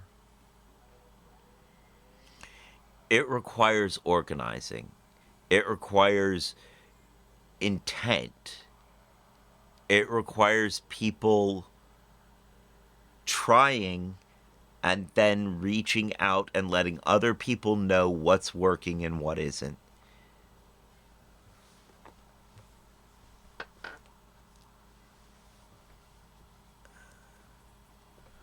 All right, so back to it. Mm-hmm. US, just look at the things that they're doing and how they're communicating, how their guerrilla tactics for communication. Like, I'm talking spray painting messages on walls. It's deep. Like, this is an entire ecosystem that is feeding into itself, and the left should be doing that too, but making sure that it stays rooted in equity, in mutual aid, in democracy, in revolution. And we need to really just get serious about the long game. Like, that's the reality of the situation, is getting serious about the long game. The right planned for 50 years. Have you heard about grounding shoes? I was a Noble diehard fan, wouldn't train in anything else, but these have changed the game. To take over the courts, to take over the school boards, to take over the state houses. We need to be accepting the reality that the world that we want to live in, it might not be for us. Like, we want it right now, we want it at this time. But, there's a very real chance that might not happen. And do we care enough to put our pride and our egos and the part of us that says, no, I want it now and it should have been here by now? Do we care enough to put that part aside and say, okay, maybe we can mitigate as much intergenerational theft as possible. Maybe we can make it better for the people who are going to come after us. Maybe we can make it better for the children who are growing up right now. Like, that's a very hard thing to do because, you're here now. Why can't I have it now? Why shouldn't life be good now? Why shouldn't, equality be here now? Why do I have to put up with this? And, if everyone before us had that attitude, we wouldn't be here now. Everyone had that attitude of, well, why not me now? And if not me now, I'm not doing anything. There would be no progress to roll back, if everyone thought that way, instead of being bitter, because yes, it sucks, right? Like, damn, you've made all this progress only to have it rolled back or blown to smithereens, or to have, people that you're advocating for not even realize it and, burning everything down. Yes, it sucks, but just stopping is kind of nuts. Like, I don't know, y'all tell me if that's kind of nuts, or am I off? But I feel like the left needs to be leaning into proactive engagement because progress and evolution is natural. That's the reality of the situation, is if you have a healthy society, progress is natural. It's a natural thing. The same way that you have red-blooded Americans who are like, oh, I'm conservative, who also believe in things like universal healthcare, that should tell you that evolution is natural. Like, things can change, attitudes can change to where people who 20 years ago would have screamed that that's socialism are now like, we should take care of our citizens. So how do we make sure that we are proactive with furthering progress that comes from a society that grows and changes? How do we get proactive and get ahead of those changes so that we can facilitate them and help them along instead of reacting to everything? Regression is unnatural. Going backwards is unnatural. And what I mean by that is, unless actively blocked, which is what we're seeing right now, cultural progress is natural. So how can the left get ahead of cultural progress and drive it to where it needs to go? But we got to stop tantruming, guys. We got, and I get it, and I know that this, I get it. I know people are gonna come for me for this. And I know that people are going to be upset about me using the word tantrum. No, but we got to stop tantruming. I understand. We have to stop tantruming. We have to stop chasing short-term vibes. That's what we need to focus on, something that the kids can inherit. Because I don't think that the left is weak or harmless or anything like that. I just think the infrastructure is weak. I don't think we have bad ideas. I think the infrastructure is weak. That's the crux of this issue. I think left-leaning infrastructure is weak and prone to attacks, and there's not enough emphasis on proactive engagement and synergy in the way that creates a cohesive ecosystem like what we're seeing in the right-leaning spaces. So if you're like one of those people who just feels like, man, it feels like the left are getting pummeled. No, that's not because your ideas are outdated or no one thinks like that or anything like that. No. There's an entire infrastructure that is set up, an ecosystem that is set up, that is pummeling you. We're getting pummeled. And so I guess the only question is, like, do we want to win? What do we want to win? Or do we just want to look good while losing? Because we've got that on lock. Yeah, Penny, for your thoughts on why the left feels harmless in this time and space, and what we could be doing differently. And by left, I don't mean Democrats, because just because you're a left-leaning person doesn't mean you're a Democrat. Just what more could left-leaning people do so where it doesn't feel like a constant thrashing. That's all I got for you, and I will see y'all in the next one. Now, I don't believe Deja Sade would endorse what I'm about to say, and I'm not saying that we endorse it. But putting their infrastructure under attack. Now, I guess I endorse being verbally and conceptually aggressive against the ops infrastructure. We are legally, for legal reasons, not condoning violence, physical violence. And for legal reasons, we aren't condoning harassment or psychological warfare. But putting those institutions, calling those institutions out by name, loudly, over and over again, putting them under attack so they have to be defensive. I believe that's part of the strategy here. I believe part of the strategy is actually the name and shame game. I'm hoping that we will be able to dig into the people who are supporters of Alligator Alcatraz, the funders, the builders, the people who are involved in that. Name and shame them. Call out the infrastructure. We should be doing this all across the board. Make them feel as attacked as they make us feel. Don't necessarily make them feel threatened, but make them feel attacked. Oh, poor Gandalf. two things that I saw this week. The first was back at the beginning of the civil rights movement, there were various citizen groups that were put together specifically to protect their citizens from the KKK. Mm-hmm. The government made those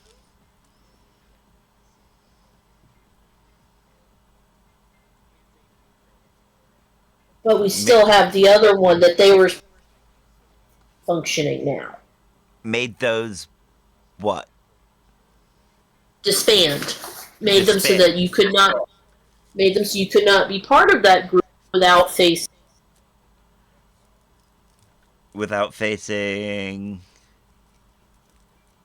Sorry, it's starting to storm here. Without facing criminal charges. Okay. Yeah. Well, and I mean, they did the same thing with Black Panthers. That is who I am talking about. Oh, never mind. Yes. Wow. I feel a little late to that game. So that was the first one. Was that it's been pointed out a lot this week in various platforms that the more you band together to do something, the more successful you are, the more likely someone ban that, so you can't do that again next time. Well, which is what makes it most important for us to continue to do it. Exactly. The other thing is there's a couple of people that have been doing content about Florida and what's going on down there. And there's a couple of them that are Jewish. There's one lady that is very, very strongly about this because of her grandfather. And what they are calling it is alligator, because as Peanut Gallery pointed out, Alcatraz sounds more catchy and fun. It does. But calling it something else makes it a lot more, takes the fun out of it for those that are building. Yeah. The one lady I'll have to, but going from actual records and going from her grandfather, she laid out and she's like, gee, this is exactly the same.